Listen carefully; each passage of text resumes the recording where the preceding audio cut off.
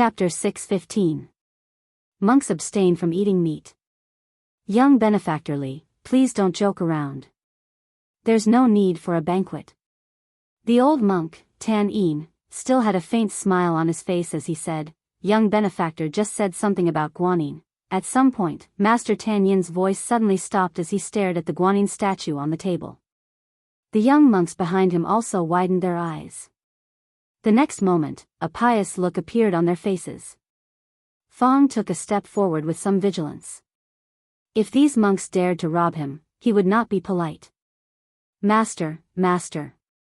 Seeing that the old monk had stopped talking, Li Yi stretched out his hand and waved it gently in front of his eyes. Master Tan Yin's body shook, and then a look of guilt immediately appeared on his face. He said, Amitabha, I lost my composure for a moment. I hope young benefactor Li won't blame me. It's okay, it's okay.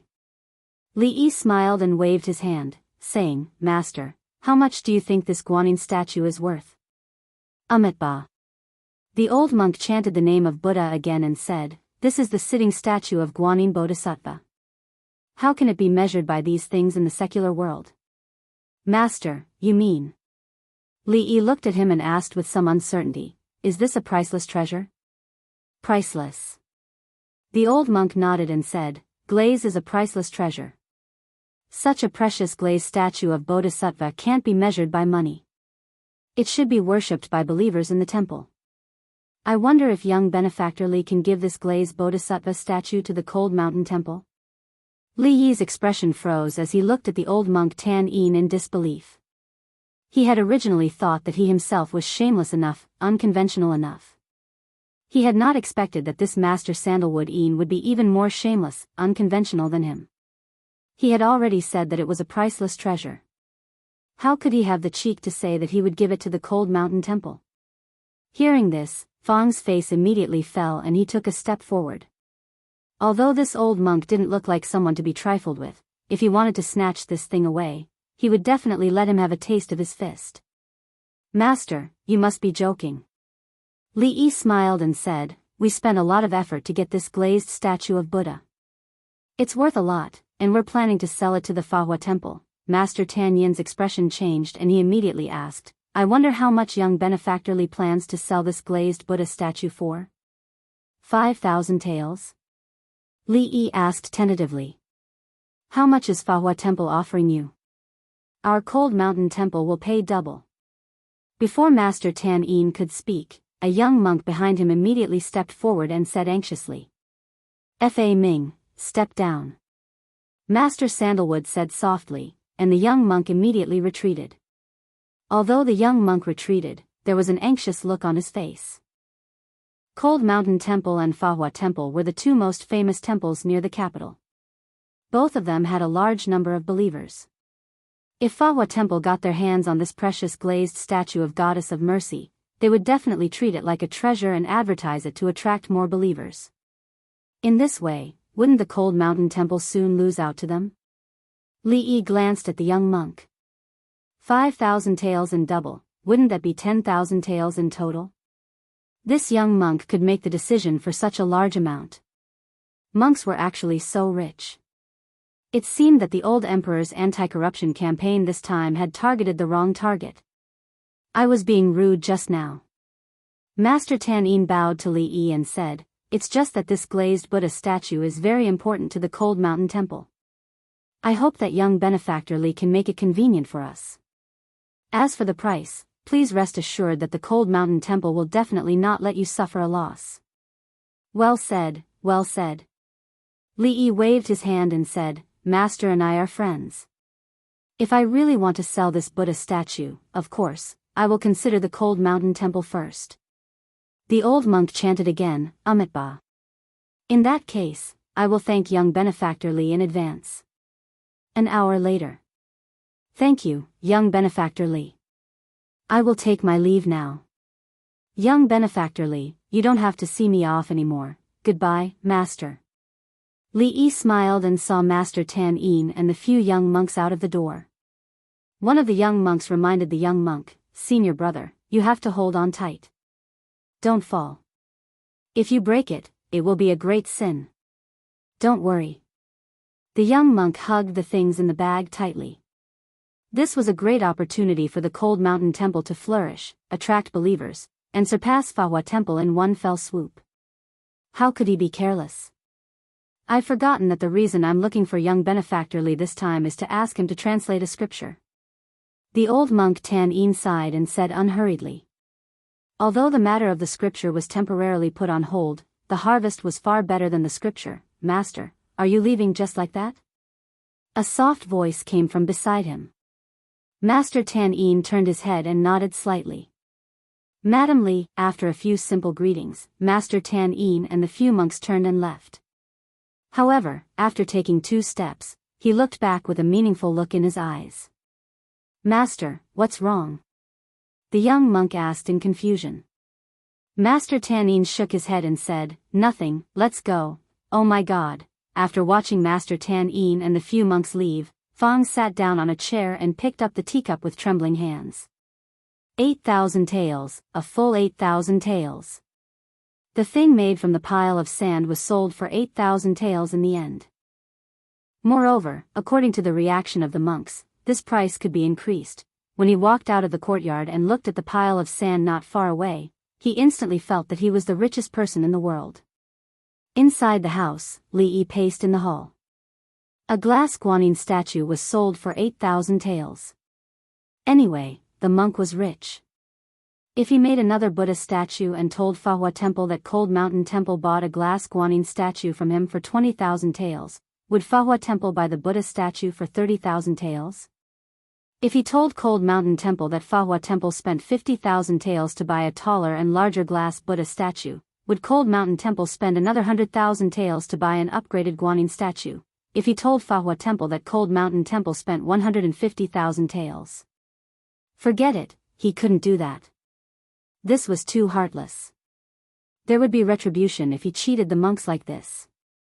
Even if he wanted to cheat them, he couldn't just cheat Cold Mountain Temple and Fa Temple. Jinshan Temple, Nanhua Temple, Donghua Temple, Beihua Temple, Shihua Temple. He could cheat them one by one. After he cheated the Jing Kingdom, he could go to the Qi Kingdom. After he cheated the Qi Kingdom, he could go to the Zhao Kingdom. He could cheat all the monks in the world. How much would that cost? After he cheated the monks, he could also cheat the Taoist priests and build a pile of glass statues of Taishang Laozi. He could visit the Jing Kingdom, the Qi Kingdom, the Zhao Kingdom. He was rich, he was rich. What was the Wang family? What was the Ma family? From now on, the Li family would be the richest in the world. Chapter 6:16. Son-in-law, is the soup ready? Xiao Huan had just poked her head in from outside the kitchen when she was pushed back by Li Yi. I still need another 15 minutes. I'll call you when it's ready. Rui liked the sweet and sour soup from the dining hall very much. She had specially learned it last time, and now it was an indispensable dish on the family's dining table every day. The maidservant stood guard outside the door while the son-in-law brewed soup for the young miss. She actually wanted to go in and help, but the son-in-law wouldn't let her, not even when the second young miss wanted to sneak a sip. The son-in-law was treating the young miss better and better these days. However, the son-in-law was also very good to Xiao Huan and the second young miss. The maidservant raised her wrist and looked at the colorful bracelet on it. Every time the maidservants in the residence saw it, their eyes would almost pop out. Perhaps it was because he had helped the old emperor earn a lot of money last time, but he didn't say anything about the management of the academy at home these days. In these few days, Li Yi had placed most of his energy on the glass, on the colored glass. Because the sand contained metal elements, the colored glass that was produced was mostly colored. Transparent glass was more difficult to produce, and a large part of it depended on luck. Thus, the colorless glazed guanyin statue sold to the old monk Tan Yin for 8,000 taels was not expensive at all. If not for his friendship with the old monk and sold to the Fa Temple, they wouldn't even be able to touch it for less than 20,000 taels. He had originally considered selling 2 statues to the Fa Temple at a high price, but after some thought, he decided against it. That would be a little too unethical. In 2 years, he wouldn't even be able to be friends with them. Although what happened here 2 years later wouldn't affect him much, the thought of being hated by all the monks and Taoists in the world and being cursed all day long made him shudder. This business was too risky. His family was a small temple and couldn't withstand such a big storm. Thus, he had to rope in at least 2 reliable partners. The Wang family was one, but it wasn't too safe. The safest way was to rope in the old emperor who only cared about money. He had been jealous of the silver of the officials and nobles in the capital for a long time, and he wasn't afraid of offending anyone. He was definitely a good partner to work with. Although this way, they would earn a lot less money, in the future, they wouldn't have to be scolded, and they wouldn't have to bear grudges. The risk was almost zero, and it was still very worth it. This matter could not be rushed. He had to plan step by step. While benefiting the nobility in the capital, he had to strive to maximize the benefits, and at the same time, mess with the Chui family. Fang walked to the door and said, "Son-in-law, that Wang guy is here again." Brotherly, Wang Yong walked in from outside, cupped his hands, and greeted with a smile. "Brother Wang, there's no need to stand on ceremony. Please sit." Just as he was thinking about the Wang clan, Wang Yong came over. After Xiao Huan served tea, the two did not exchange many words before Wang Yong went straight to the point. Wang Yong raised his head and said, "This time, my father asked me to come over. He wants to ask about the big business that Brotherly mentioned last time." Although the two of them had reached an agreement on that big business last time, Wang Yong still didn't know what that big business was until now. It was only because of his trust in County Uncle Li's ability and the Wang clan's principle of being greedy for money that he didn't ask. Li Yi smiled and said, "Even if Brother Wang didn't ask, I would still tell you today. Brother Wang, please wait for a moment, I will be back soon." "Fang, come with me for a moment." Li Yi walked out of the door and said to Fang, who was leaning against the wall to eavesdrop. Wang Yong picked up the teacup and took a sip. There was a trace of doubt on his face, but it quickly disappeared.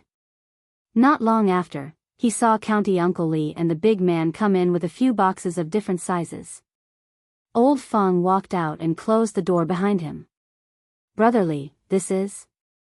Li Yi handed over a square box and said, "Brother Wang, open it and you will know." Wang Yong took the box and was surprised to find that it was a bit heavy. After opening the lid, his face was stunned for a moment and then immediately widened. There was a fist-sized ball-shaped object in the box. It was colorful, and as it shook slightly, it gave off a brilliant glow. As the eldest son of the Wang clan, he had seen countless treasures, so he recognized what it was with a single glance. Colored glass. He raised his head to look at Li Yi and asked in disbelief, "Colored glaze is a natural object, the head of the 5 famous artifacts and one of the 7 treasures of Buddhism.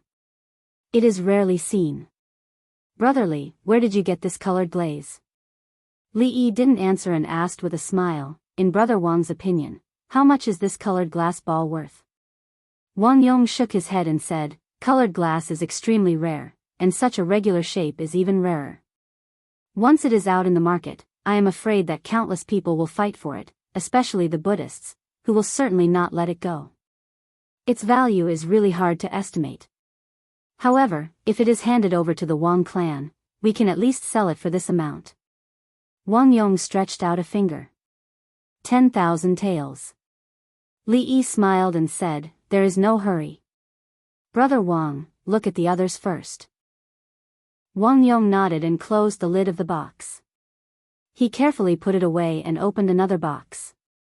In an instant, he was almost blinded by the colorful light that overflowed from the box. Another colored glass ball. A different colored glass ball.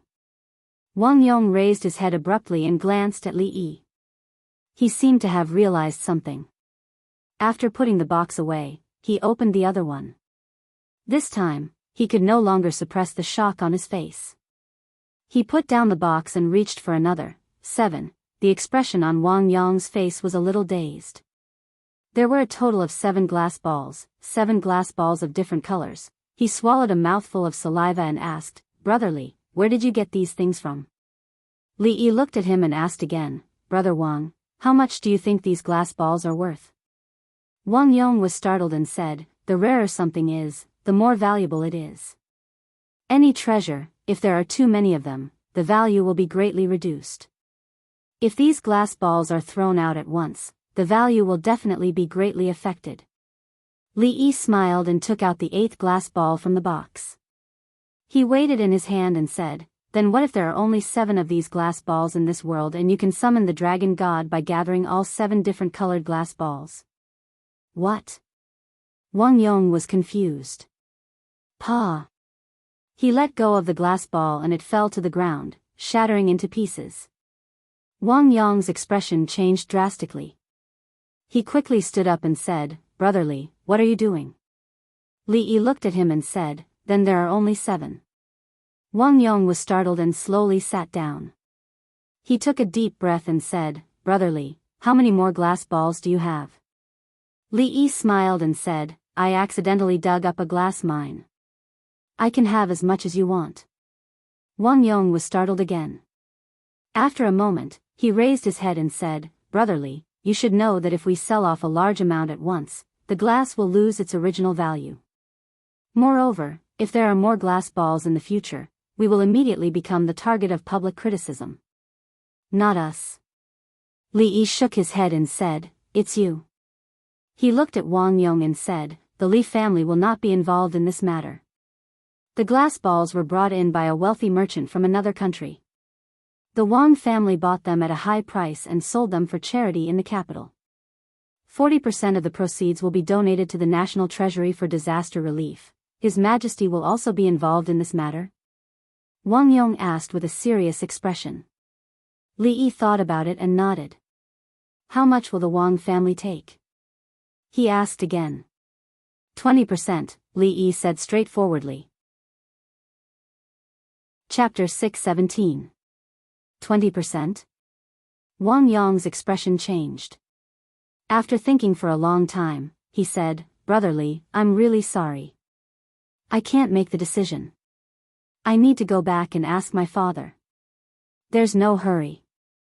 Li Yi waved his hand and said, "This is a serious matter. I'll go back now." Wang Yong stood up and walked 2 steps before coming back. He pointed at the boxes on the table and asked, "Can I finish looking at these?" "Brother Wang, feel free." Wang Yong nodded. His face was filled with excitement. He opened another box, and his face immediately glowed. Then, the second, the third. After a while, he turned around and pointed at the pile of boxes. He asked Li Yi, "These glass chopsticks, glass cups, glass jewelry?" Li Yi nodded. "They were all dug out from the mine." "This too?" Wang Yong pointed at the last brocade box. There was a 2-foot-tall statue of a woman in it. It was vivid and lifelike. "This too," Li Yi nodded again. "It's so strange. Why is there everything in this glass mine? I'll take my leave." Wang Yong looked excited. After cupping his fist at Li Yi, he did not say anything and left in a hurry. Li Yi stood up from the chair and looked at the pile of glass shards on the floor. The corner of his mouth twitched, and an extremely painful expression appeared on his face. 10,000 taels, impulsive, Fong, hurry up and take these shards back. You can still use them if you burn them." Hearing the commotion, Lao Fong strode into the room. Not long after, a miserable howl came from inside the room. "Which D*MN bastard did this? Was it that Wang guy? I knew he wasn't a good person. I'm going to stop him and bring him back to compensate me." Young master, don't stop me, forget it. Isn't it just a glass ball? It's fine if it's broken. He's a guest. This is not good. It'll make us look petty. It's worth a lot of money. Forget it. Money comes second. Friendship comes first. Don't let me see him again." Fong wrapped the shards in his coat and walked out of the room, swearing. Inside the room, Li Yi shook his head and sighed. Wang Yong, why is he so careless? He walked out of the room and shouted in a certain direction. "Xiao Huan." "Ah." After a while, a servant girl ran out in a hurry. "Have them prepare the carriage." After saying this, Li Yi walked back into the room and carried the largest brocade box into the back hall. Father, we can't do this business. In a deep manner somewhere in the capital, a young man looked at a middle-aged man wearing a Confucian robe and said urgently, if it's like this, when glazed ware becomes common in the future, our Wang family will become the enemy of all the nobles in the capital. The middle-aged man did not answer directly. Instead, he looked at the slightly older young man and asked, what do you think of this matter? Father, I have a different opinion on this matter. Wang Yong thought for a bit and said, on the way back, I kept thinking about this matter. The emperor has just checked the accounts of the Jingdo officials. Any corrupt person has long donated their dirty silver to the national treasury. This matter has just passed. I'm afraid that not many people in court will have the courage to buy this glassware. However, those great clans and nobles will definitely not let go of such an opportunity. Wang Yong continued, the internal strife between the major clans is like fire and water. We only need to inform a small number of families and the Wang family's vassal families. What's there to fear even if we offend the rest? Our Wang family can get 20% of the profit without any investment. What's more, the royal family will also participate in this. On the one hand, we can be firmly tied to County Earl Li. On the other hand, we can work for the royal family. The advantages outweigh the disadvantages. Therefore, I think this is feasible. The middle-aged man in scholarly robes smiled and patted the shoulder of the young man who spoke first. Do you still remember what the most important thing to remember as a descendant of the Wang family is? Make money. The young man immediately nodded. Remember, as long as the Wang family doesn't rebel, we will always have a foothold in the Jing kingdom. The middle-aged man nodded and changed his tone. What's more, we must be on good terms with that County Earl Li. I'll leave this matter to you. I understand. Wang Yong said with a solemn expression. All right, don't just wait here. Go do your own things. Wait for me here in 4 hours. Li Yi came down from the carriage with a long brocade box in his arms. He waved to the people around the carriage and turned to walk toward the palace gate. He ran into Chang walking out of the palace gate. Changde was startled to see him and said, the emperor wants to see you. Can you wait a bit? Li Yi gestured at the box in his hand and said, I have to send this to the princess. Changde shook his head and said, go see the emperor first. It won't be too late to see the princess after that. Let's go. Li Yi waved his hand. It just so happened that he had something to discuss with the old emperor. It didn't matter who he saw first or later. In the imperial garden, Emperor Jing watched Master Tan Yin's hand withdraw from his wrist and asked, how is it? Master Tan Yin pondered for a moment and said, Your Majesty, you should try to avoid overwork in the future. Otherwise, the dragon's body won't be optimistic. Emperor Jing was silent for a moment and said, 3 years. I only need 3 years. Can't you do it with your medical skills? Amitabha. No matter how good your medical skills are, you are still immortal. There is nothing you can do. Master Tan Yin chanted the name of Buddha and said, you can only gain by giving up. If your Majesty can let it go, perhaps you can have 3 years. If I let it go, what's the use of these 3 years? Emperor Jing smiled and said, thank you for your hard work, Master. I'll take my leave. Master Tan Yin stood up from the stone bench, retreated to the stone pavilion, and turned to leave. Emperor Jing looked into the distance absent-mindedly and his face showed a deep sense of dejection. The two walked on the road in silence. At a certain moment, Chengde suddenly asked curiously, why didn't Uncle Li ask me why His Majesty summoned you today? If I asked you, would you tell me? Li Yi glanced at him.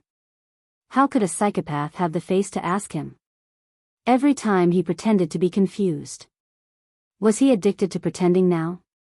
When he turned his head, he was a little surprised to see a figure.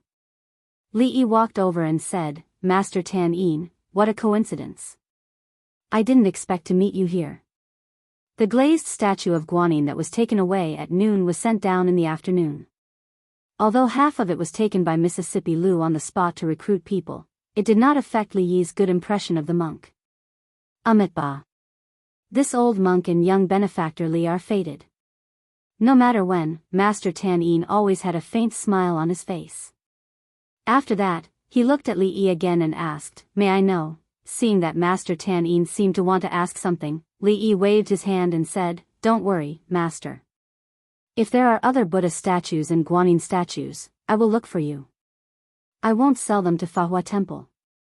Li Yi decided not to cheat the monk. When there was remaining glass, he would give them a palm-sized set of 18 arhats. They were all old friends. He had to make them feel that the 8,000 taels of silver was worth it. "This is not what I mean." Master Tan Yin shook his head and said. "Then what did you want to say just now?" Li Yi looked at him with some doubts. Master Tan Yin thought for a moment and finally shook his head. He said, "Young benefactor Li, you should go quickly. Don't let His Majesty wait too long. I will leave now." After saying that, he walked straight ahead. "This monk is strange." Li Yi shook his head and said inexplicably. "He is a monk, so he is naturally strange." An unfamiliar voice came from the side. Li Yi turned around and saw a Taoist priest in black walking over from behind. He said with a smile, "Greetings, County Uncle Li, Chief Steward Chang." Surnamed Yuan, "What are you doing here?" Chang frowned and said with some dissatisfaction. Just now, he did not show such an expression to Master Tan Yin, which meant that compared to the monk, Chang obviously disliked the Taoist priest more. Li Yi had already seen the pavilion in front of him. He ignored the two people and walked forward. He let the guard under the pavilion hold the box in his hand and told him to be careful. Before he walked up, Emperor Jing's voice came. "Don't hide it. What good thing did you bring for me this time? Just bring it out." Chapter 618. Your Majesty, this is not for you. Li Yi stood under the pavilion and explained. "Even the world belongs to me. What else doesn't belong to me?" The old emperor waved his hand and said, "Don't dawdle like a woman. Bring it up quickly." It was a birthday gift for the princess. If the old emperor had the face to blacken this, he would have nothing to say. Li Yi took the brocade box from the guard's hand, walked to the pavilion, and put it on the table in the middle. Jing Emperor looked curious and said, "Open it for me to see." "Your Majesty, let's forget it." Li Yi looked at the bow tied with colorful ribbons at the top and hesitated. "This is a gift for the Princess Royal. It took me a lot of effort to wrap it like this." Jing Emperor picked up the teacup and waved his hand impatiently. "Open it when I tell you to.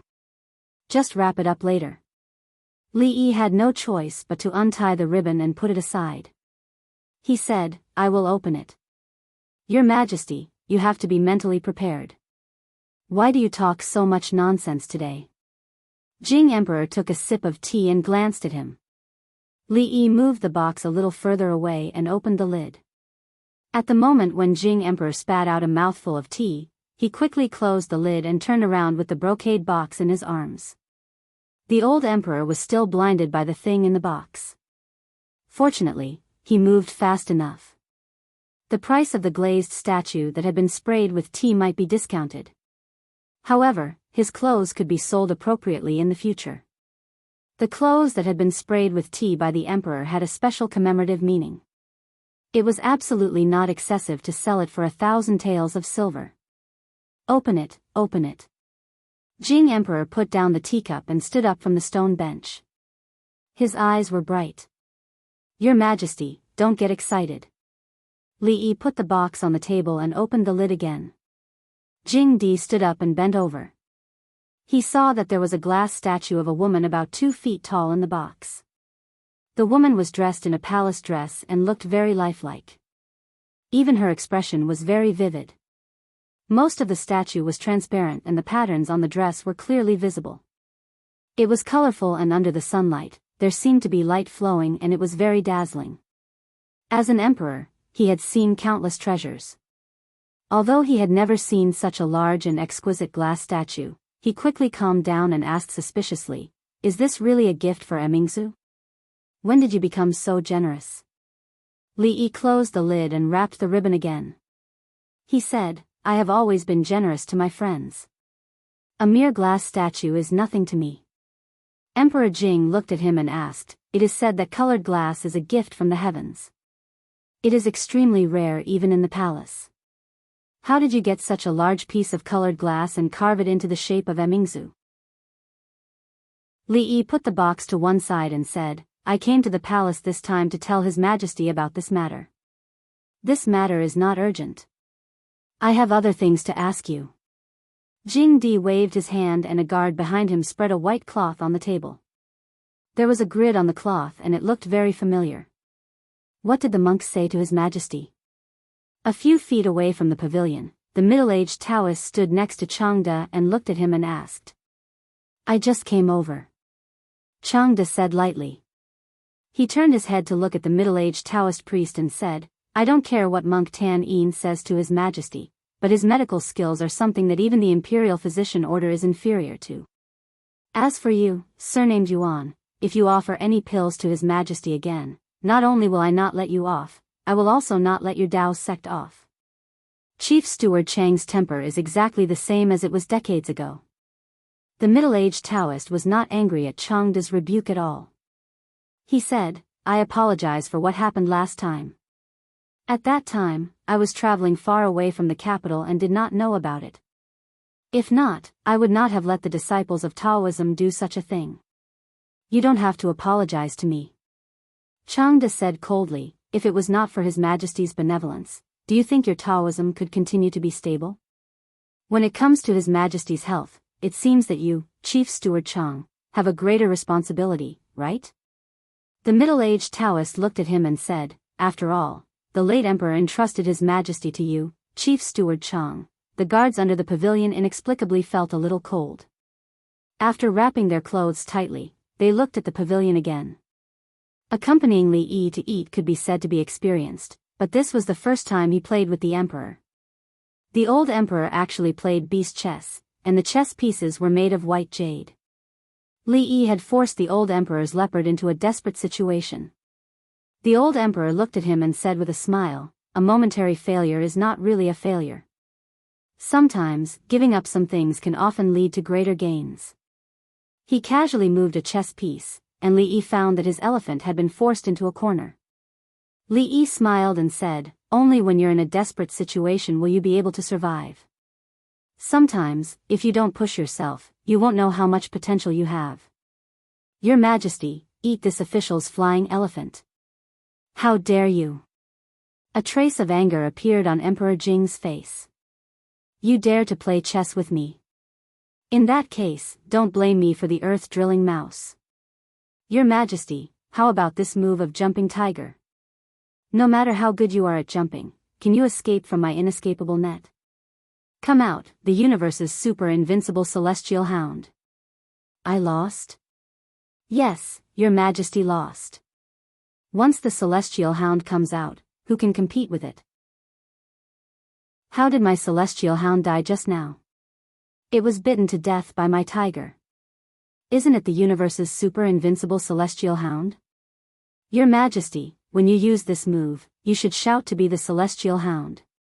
If you don't shout, it's the Chinese countryside dog, so you're saying that I really lost? Your Majesty really lost. Emperor Jing put down the chess piece and said, a few days ago, the Academy expelled a total of 13 students, all of whom were the children of influential families. There has been a discussion in the imperial court that we cannot give excessive preferential treatment to the children of poor families. Otherwise, it will be unfair. I want to choose 10 more from the children of the aristocratic families. You should make some arrangements in advance. Okay.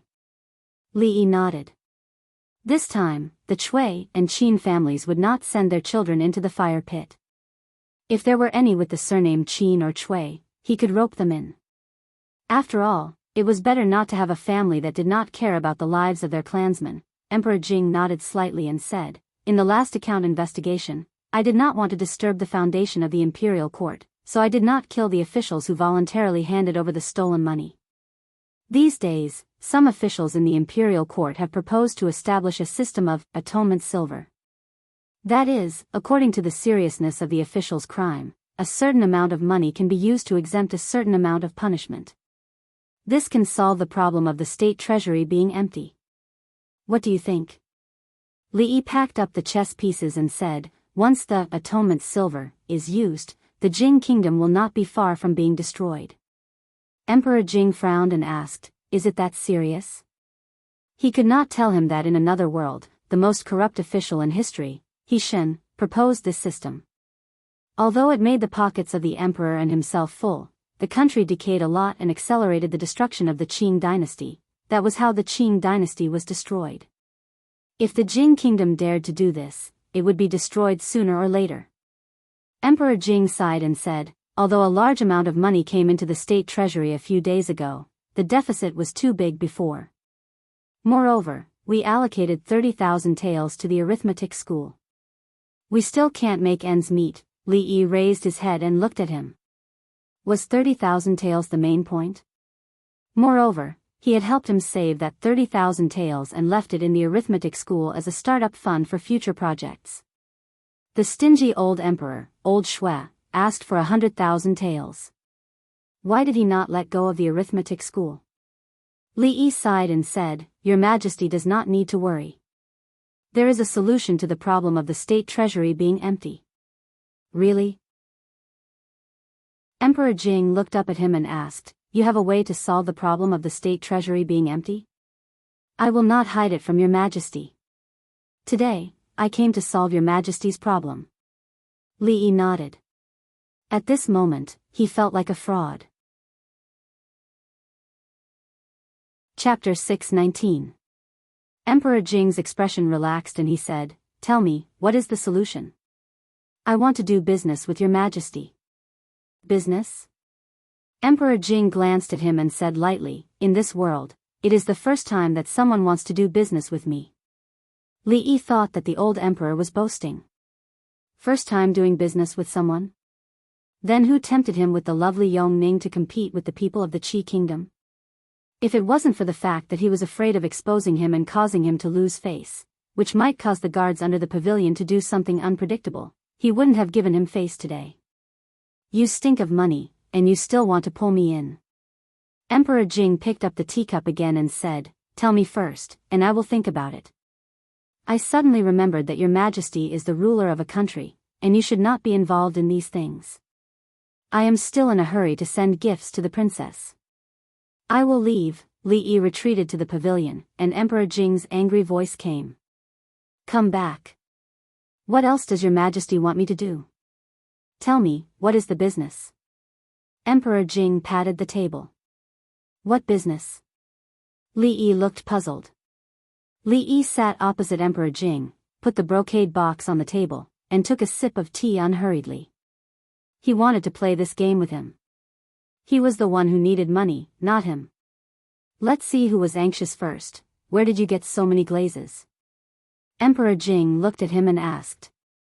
I accidentally dug a colored glass mine in my backyard. There are countless colored glass wares in it, and they are inexhaustible. I just want to take them out to make some contributions to the country. However, if I directly donate them to the national treasury, people will inevitably say that your Majesty is taking advantage of me by force. I naturally can't let your Majesty's reputation be tarnished, so I plan to do business with your Majesty. Are you sure? Emperor Jing glanced at him and said, In the whole world, all the land belongs to the king, and all the land belongs to the king. Since it was dug out from your backyard, then give it all to the country. Of course. I'm not sure. The old emperor must have been hanging out with some shady people these days. His words were getting more and more shameless. Li Yi hurriedly said, Actually, these glasswares were made with materials from the backyard of my house. It took me a lot of effort to make them. Although nature is the work of the gods, how could it produce such a lifelike statue of a princess? This subject invited skilled craftsmen from the capital and spent half a year to carve them out bit by bit. The cost of materials, labor, equipment maintenance, mental distress, were all paid by this subject myself. You can make colored glaze? Jing Di looked at him with a slightly shocked expression. If your Majesty wants to learn, I can teach you. Li Yi cupped his hands and said, in a year or two, Your Majesty can even use glass to make the roof tiles. We are not that extravagant to make tiles out of glaze. Emperor Jing glanced at him and said, if we really did that, I would be the first fatuous ruler recorded in the history books. Jing Di waved his hand and said, since this is business, what do you need me to do? I need Your Majesty to hold a glass appreciation meeting in the palace and invite the officials and nobles of Jingdo into the palace to view it. Of course, it doesn't matter if the nobles come or not. The main thing is that their wives must come. Try not to miss a single one. Jing Di glanced at him with a faint smile and said, you want to drag the Empress into this? Then, as if he had figured something out, he looked at Li Yi and said in astonishment, you mean to say that in a year or two, stained glass will be sold as cheaply as tiles? Before the price of stained glass drops, you want to sell it to the nobles in the capital? Your Majesty is wise. Jing Di waved his hand and said, in this way, at that time, how will you face the nobles of Jingdo and establish yourself in Jingdo? Aren't you worried about these things? Why should I worry? Li Yi asked in confusion, I don't plan on selling glass to take advantage of the nobles. Why should I face them? Jing Di froze for a moment and looked at him to ask, who did you drag into this? The Wang family. It is not easy for the Wang family to refuse such a thing. However, in this way, you want me to plot against my officials? Jing Di narrowed his eyes and looked at Li Yi. He said, Li Yi, you are using this matter to frame me for injustice. What are your intentions? Li Yi was startled and a guilty expression appeared on his face. He bowed and said, Your Majesty, I know I was wrong. I was blinded by greed and inadvertently caused Your Majesty to fall into an unjust situation. I know I was wrong. I will go home and reflect on myself. I will not sell the glassware. I will go home and melt it to make tiles. I will leave now. A moment later, Jing Di pointed to the brocade box on the table and looked straight at Li Yi. He asked, how much do you plan to sell something like this for? Li Yi thought for a moment and said, this kind of work is meticulously carved. It is the best work. I will not sell it for less than 20,000 taels. Jing Di shook his head and said, who would spend 20,000 taels to buy a piece of glassware? 2 days ago, I sold a piece of Guanyin statue that was half the size of this for 8,000 taels. Li Yi looked at him and said, did you pay taxes to the imperial court? Jing Di asked. This is not important. Li Yi pointed to the brocade box on the table and said, Your Majesty, do you think the Chui family will buy it if the glassware in this box is priced at 20,000 taels? The craftsmen in my family are very skilled. I plan to make a few more. This is not good, is it? Jing Di hesitated after a moment of shock. Forget it. Anyway, there are too many pieces of glass. It takes up space at home. I plan to sell them for 5 copper coins per caddy. How much do you plan to donate to the national treasury? When Li Yi was about to speak, Jing Di waved his hand and said, 30%, at least 30%. You know better than me how big the impact of this matter will be. I am afraid the Wang family can't bear it. Li Yi was stunned and showed a painful expression on his face. He gritted his teeth and said, okay, 30%, 30%. Seeing that he agreed so readily, Jing Di was stunned. He rubbed his eyebrows and said, even if you are pretending to be distressed, can you be more serious? I changed my mind. I want 50%. Li Yi decided to go back and read all the books in the performance department in the library. But this time, there was no need to pretend. The Li family could not afford 50%. It was not a good thing to be greedy. The Wang family took 20% because they had to bear the anger of the nobles. The old emperor took 40% because he wanted to borrow the tiger skin, dragon skin. Plus the royal publicity and operating expenses, it was not much. His family took 40%. It seemed to be a loss, but in fact, it was a big profit. As for 30%, it was really distressing. He immediately said, Your Majesty, 40%. 40%, no more. it took another quarter of an hour to finally reach an agreement with the old emperor on the distribution of the spoils. The royal family took 40%, the Li family took 40%, and the Wang family took 20%. Elder Chui's statues would be made first and sold everywhere. On the same day, the Wang family would hold a charity sale in the capital. This big bargain would be given to the Chui family. No need to thank me, he had more and more common topics with the old emperor. The success of this deal was much easier than what Li Yi had expected. By the way, who did you sell the glazed statue of Guanyin to for 8,000 taels? Jing Di seemed to think of something and asked with narrowed eyes. Chapter 620.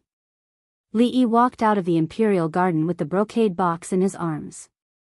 He passed by Changda and the middle-aged Taoist priest.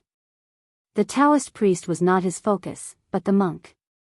The monk was too rich, which made the old emperor very unhappy. The court officials had money, the nobles had money, and the monk had money. He was the only one who should be the richest person in the Jing kingdom. Without money, no one would feel happy. So the monk was out of luck. These days, he had to make more Buddha statues and Guanyin statues. The old emperor would not give up until he got enough money from the temples near the capital. He still had some friendship with the old monk Tan Yin.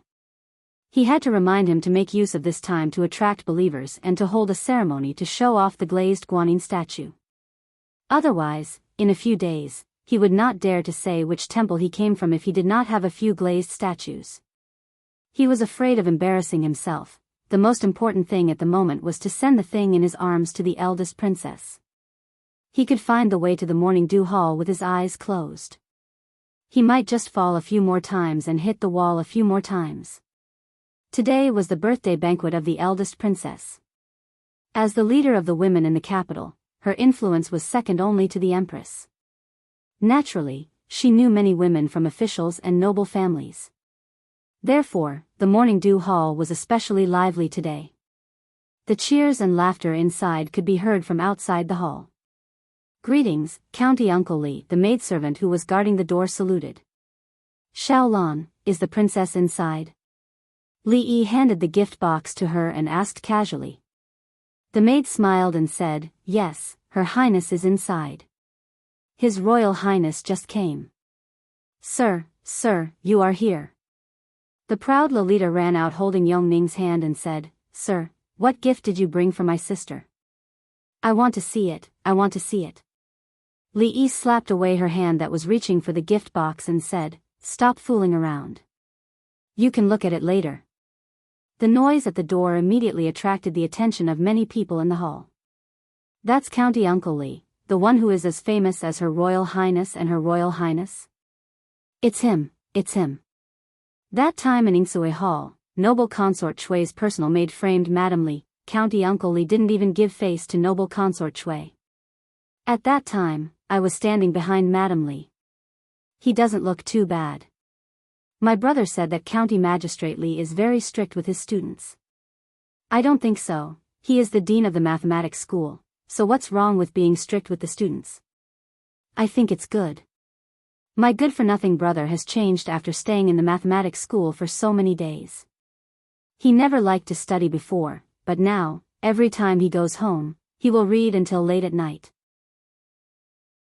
He also said that if he can't finish his homework, he will be punished by Prince Jean. How old is Prince Jean? How can he scare him like that? I think it's because of County Uncle Li. In the corner, Li Xian, who was sitting alone at a table, raised his head and glanced at the door. After a moment of surprise, he stood up as if he had seen his savior and walked over with large strides. "Why did you come so late?" When he finally calmed down the arrogant Lolita and took Yongming's hand to walk inside, he saw Li Xian coming over. "I was called by His Majesty just now." Li Yi replied and was about to walk forward. But after taking a glance, he didn't take another step. "Give the gift to the princess later. I still have something to do, so I'll go first." He turned around without hesitation, but he was pulled by Li Xian and directly dragged to a corner in the hall. "If you are a friend, stay and accompany me." Li Xian poured a cup of tea and handed it over. If Li Yi left, he will be the only man left in the hall. This kind of feeling was very gloomy. If he came, at least he can share some of his burden. Why don't we go? Li Yi could feel countless gazes falling on him. They were blatant and undisguised. He raised his head and glanced at them from the corner of his eye. They were really looking at him in the open. What do they mean by looking and nodding? Li Xian curled his lips disdainfully and said, "If I leave now, doesn't it mean that I'm afraid? I, Li Xian, am a dignified prince and have seen all kinds of scenes. Why would I be afraid of a few women?" Li Yi glanced at him and pointed at his legs. "Why are you shaking if you're not afraid?" Miss, look who that is." Beside a table, a young girl who was looking around in the hall glanced at a corner and was suddenly stunned. After wiping her eyes, she hurriedly pulled the pretty girl beside her and said. The girl was talking to someone in a low voice. Hearing this, she turned around and asked in confusion, "What's wrong?" "Miss, look over there." The young girl pointed to a corner in the hall and said. The girl looked over with a puzzled look and saw a figure. The next moment, her expression suddenly changed. "It's him." Seeing her abnormal expression, the slightly older girl was stunned. She looked in that direction and said, "What's wrong?" Su, do you know County Uncle Li and Prince Li Xian?" "County Uncle Li?" Hearing this, the girl was stunned. It seemed that she didn't expect that the person was County Uncle Li, Li Yi, who was famous in the capital city.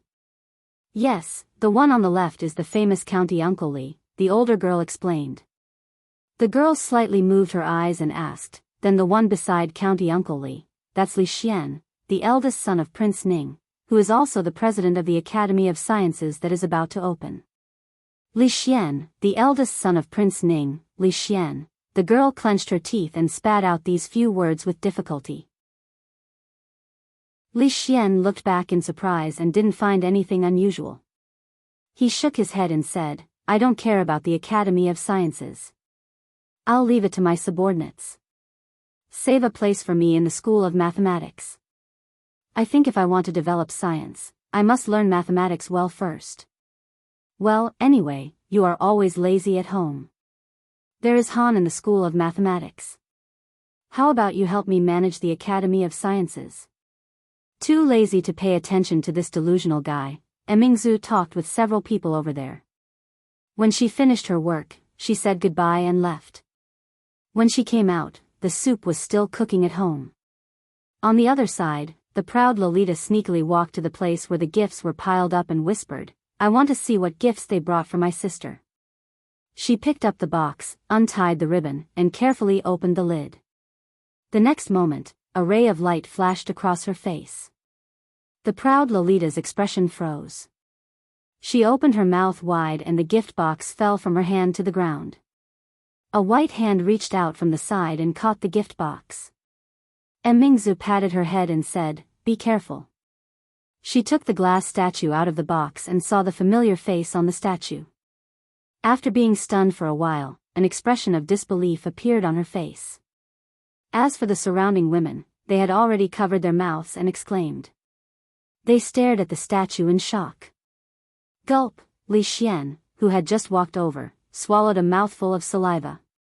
He turned his head and looked at Li Yi with bright eyes. Li Yi thought for a while and took the gift box from the Princess Royal. After fastening it, he handed it to Li Xian with both hands. "Happy birthday." "Sir, I want it too." The proud Lolita hugged his leg and refused to let go. Li Yi had no choice but to take out 2 bracelets made of beads of different colors. He gave one to her and put the other on Yong Ning's wrist. However, Yong Ning's wrist was too thin, so the bracelet was too loose on her wrist. The beads used to make the bracelet were extremely small. There were dozens of them on the bracelet. They were dazzling under the sunlight and were very eye-catching. The proud Lolita raised her wrist proudly. The sunlight shone through and left a stream of light on the ground. At a certain moment, Li Yi suddenly felt that the atmosphere around him was not right. He looked back and saw that the eyes of the women behind him were fixed on the statue in the Princess Royal's hand and the bracelet on the proud Lolita's wrist. In the end, they looked at him and his breathing became heavy. Chapter 621. Looking at the greedy eyes of these ladies, Li Yi had goosebumps all over his body. It was as if he was being stared at by a pack of hungry wolves. He realized that he had done something stupid. He had greatly underestimated the attractiveness of these shiny things to women. He turned to look at Li Xian and said solemnly, 3, 2, 1, get ready. Li Xian was puzzled and asked, What? What are you counting? Run. By the time he said this word, Li Yi's body had already disappeared. There was only a flash of a shadow at the door. Finally realizing that something was wrong, Li Xian, who wanted to run away, didn't even have time to take a step before his arm was grabbed and pulled back. Countless graceful figures surrounded him and all kinds of fragrances began to stimulate his sense of smell. Prince Li Xian, what is that? I don't know. Li Xian's face was pale and he said with a trembling voice. You are so familiar with County Uncle Li, how can you not know? That's right, Your Highness, please tell us the truth. The voice was clear and melodious, but it was full of urgency. Li Xian's face became even paler. I really don't know. The voice beside him paused and sighed. Since Your Highness is unwilling to say, then sisters, let's go. The crowd squeezed towards the innermost area. At the same time, some people shifted their attention to Yongning and Shaoning. After running out of the morning dew hall in one breath, Li Yi finally stopped and sat on a step, gasping for breath. I'm rich, I'm definitely rich this time. It seems that regardless of modern or ancient times, these shiny things are always sought after and loved by women. There's no need to worry about glass jewelry not being able to sell. It won't be long before the jewelry market of the Jing Kingdom is completely destroyed. Without a few pieces of precious glass jewelry, how could she dare to call herself a socialite, a daughter of some rich family? Of course, the disruption of this balance was only temporary. When the largest jewelry merchant in the Jing Kingdom loses enough money, the industry will return to its previous state. After all, if things made from sand could keep earning money, the whole Jing Kingdom, or even the whole world, would be in chaos. Of course, before that, it was necessary to send people to the Qi Kingdom, the Zhao Kingdom, and other countries. After resting for a while, Li Yi's breathing gradually calmed down. He thought about it from a different perspective. Although the situation just now was dangerous, it had aroused the curiosity of those women. Next, as long as he added fuel to the fire, the preparations would be almost complete. Thinking back to how those women looked just now, it was really scary. If the two of them hadn't run so fast, Li Yi turned around and suddenly realized that something wasn't quite right. He waited on the spot for a long time before he saw a figure stumbling out of the morning dew hall. Seeing Li Xian's disheveled hair, disheveled clothes, and one of his sleeves torn off, Li Yi was shocked as he walked over in a daze. What happened to you? Could it be? He looked in that direction in extreme shock and said, could it be that the capital's socialites are so open that they publicly defiled you? Thinking about how he had just been ravaged by dozens of married women and touched from head to toe, Li Xian looked at Li Yi with a lifeless gaze and said, I want 10 of those beads just now. I'll give them all to you. Li Yi waved his hand and said, whenever you want them, just go to your father-in-law's house and take them. Take as many as you want. The Wang family could participate in this business, but it was best for Li Xian not to provoke them. Other than the royal family or these super aristocratic families, offending so many influential people in the capital at the same time was something that not many families could bear. He took out a thick book and threw it to Li Xian. He said calmly, this is for you. What is it? Li Xian caught it casually. Go home and read it slowly. Li Yi waved his hand and walked straight out of the palace.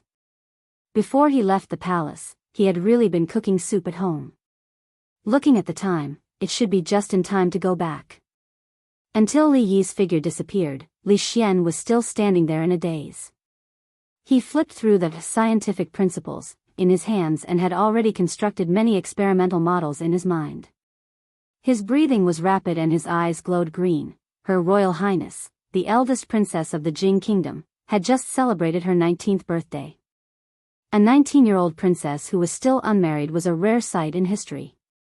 However, countless officials in the imperial court and imperial censors no longer had any opinions on this matter. In the capital and a few prefectures near the capital, the marriage time for women had been delayed by 3 years compared to a year ago. Those who were over 16 and still unmarried would no longer be regarded as old ladies who could not be married. On one hand, it was because of the national policy. On the other hand, it was because most of the poor families in the capital now relied on the shoulders of girls to support them. The farmers who used to look forward to having sons now sighed every day. Why didn't they have 2 more daughters in the beginning? That way, they could have sent them to the princess workshop. That fellow, Wang Lauer, must have done something good in his previous life. Both of his daughters were working in the princess workshop. It had only been a few months, but his house had been renovated and he was showing it off to the neighbors all day long. Recently, his wife's belly was bulging again. According to the lame old doctor 5 miles away, this time it was very likely that it was a son. Because of this, Wang Lauer, who used to be very poor and famous for being stingy, actually held a banquet at home for 3 days, which made countless people envious. Of course, people ate and drank to their heart's content for 3 days, but they didn't tell him that the old doctor's lame leg was broken because he was talking nonsense. Many of the farmers in Jingdo were filled with gratitude toward the princess they had never met because the princess had given them a way out. However, for the officials and nobles, what they cared more about was whether the 2-foot-tall glass statue that someone had given to the eldest princess on the day of her birthday banquet was real or not. Colored glass was rare to begin with, let alone a statue made of such a large piece of colored glass. This person was a little too extravagant. Later, they learned that the person who gave the princess such a big gift was the county uncle Li whom they often heard about. Before they had time to wonder where he got such a treasure, a glass statue of Guanyin worshipped by the believers in the Cold Mountain Temple caused another wave of discussion in the capital. Glass was so rare that even nobles had never seen it, not to mention such a large glass statue. The statue of Her Highness couldn't be seen, but the statue of Guanyin in the Cold Mountain Temple could be seen with one's own eyes.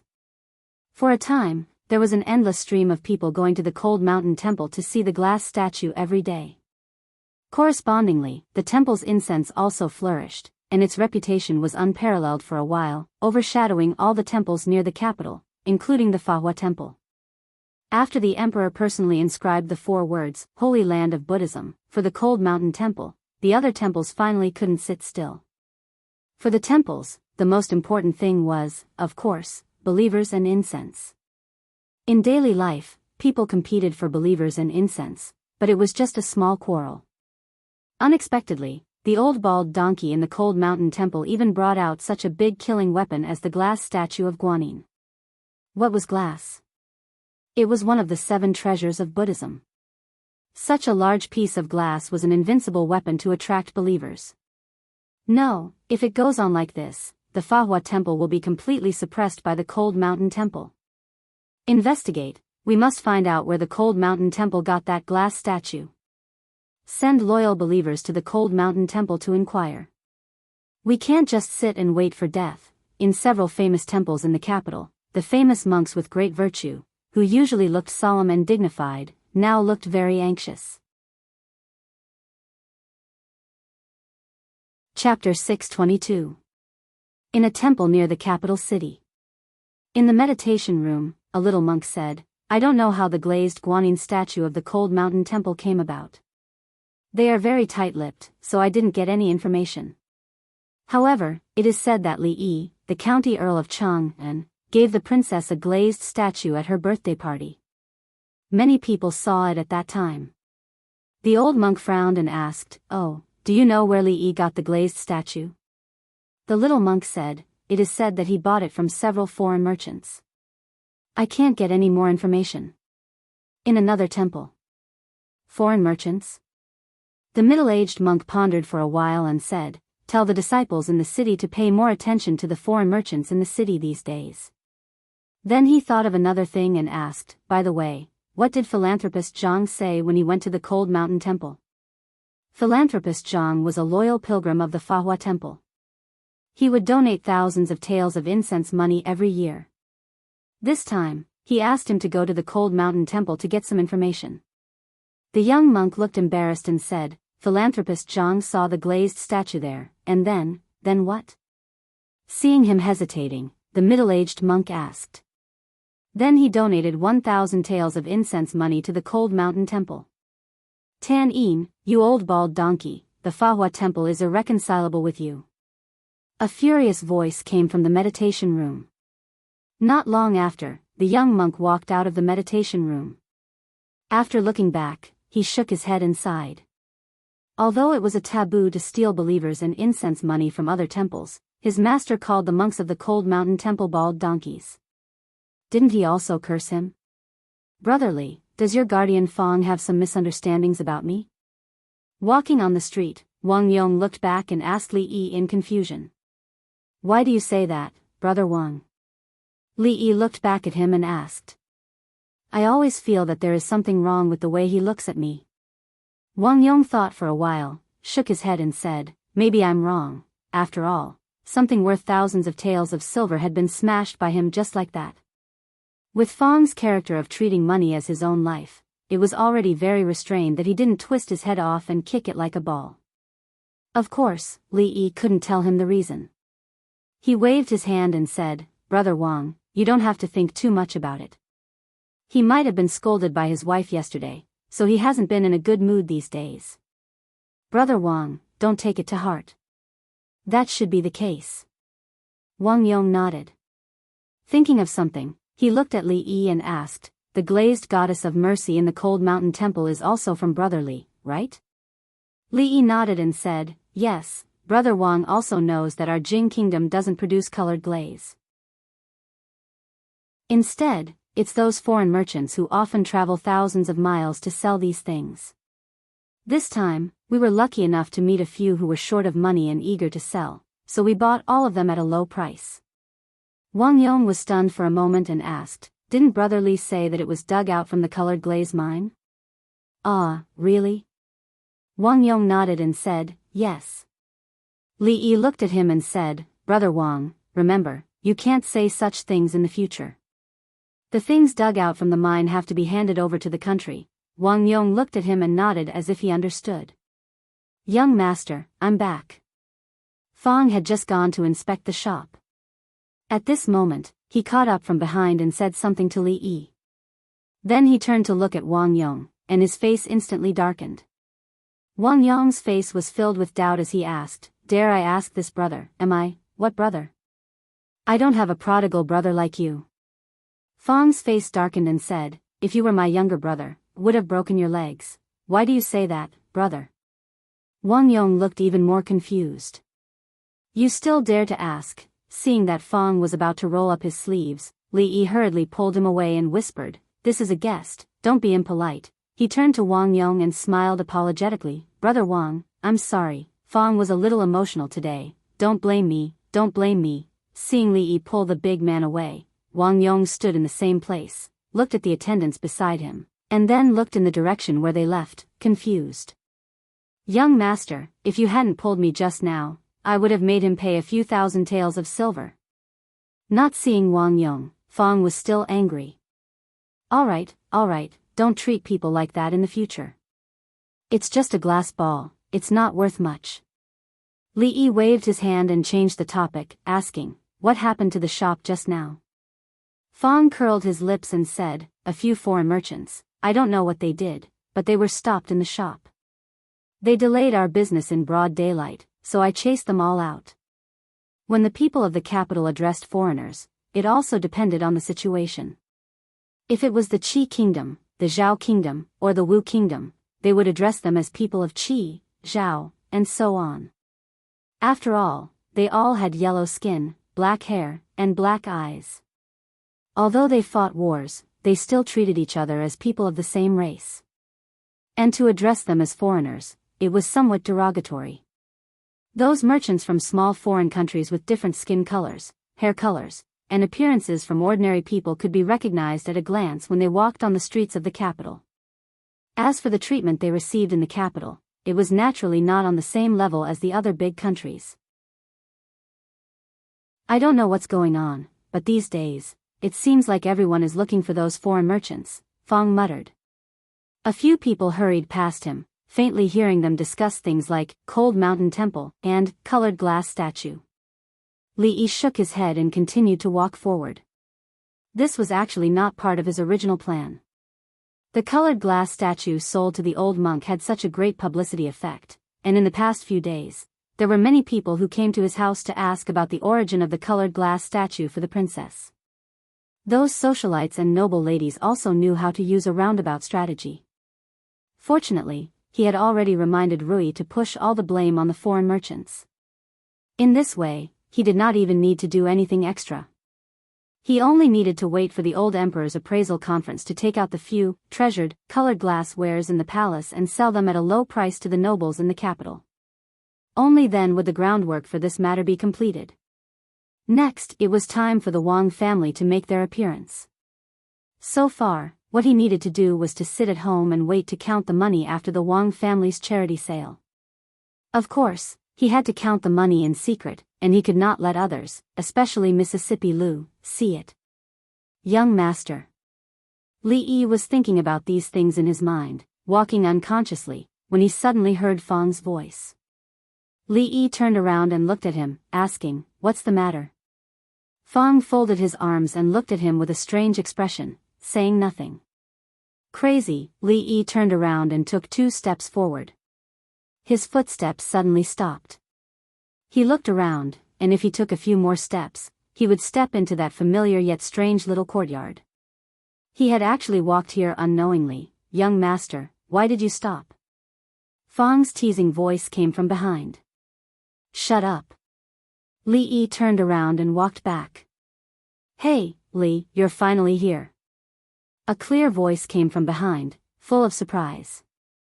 Li Yi turned around and saw Xiao Chui coming out of the courtyard, her face full of joy. Chapter 623. The young lady is sleeping. I will go wake her up. Xiao Chui seemed to be very happy. She walked into the yard and had Li Yi and Fang sit on the stone bench.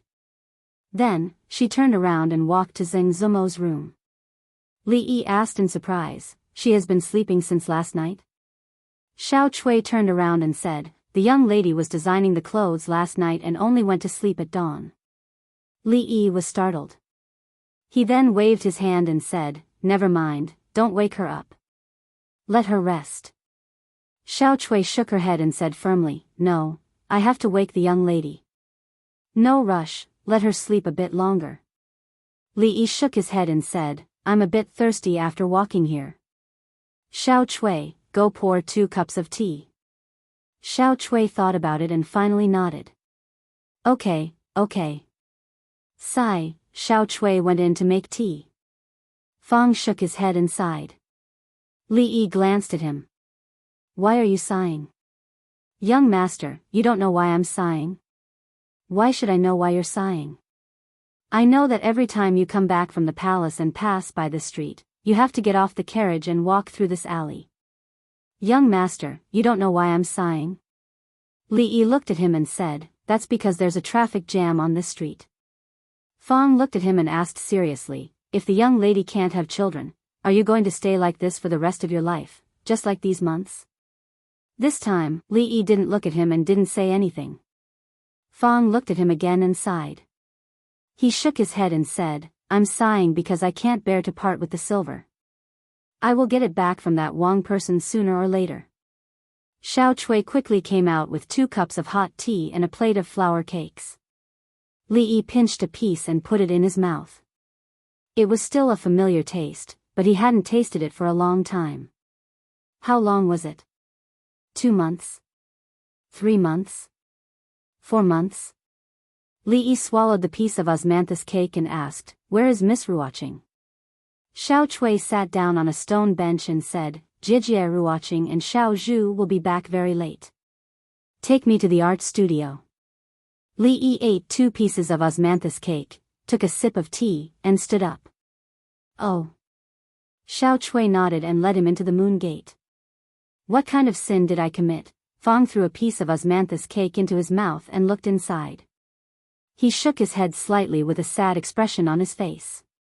Li Yi had been to this art studio many times before, but the layout now was very different. There were drawings hanging on the shelves on one side, and it could be seen that the ink had not dried long ago. They should have been drawn a few hours ago. Xiao Chui pointed at the paintings and said, "These are the clothes that Miss drew last night. Don't call your miss yet. Let her have a good rest." Li Yi sat down at the table. The brush happened to be in a convenient position. A painting on the table was half finished. Li Yi put it aside and laid down a new piece of xian paper.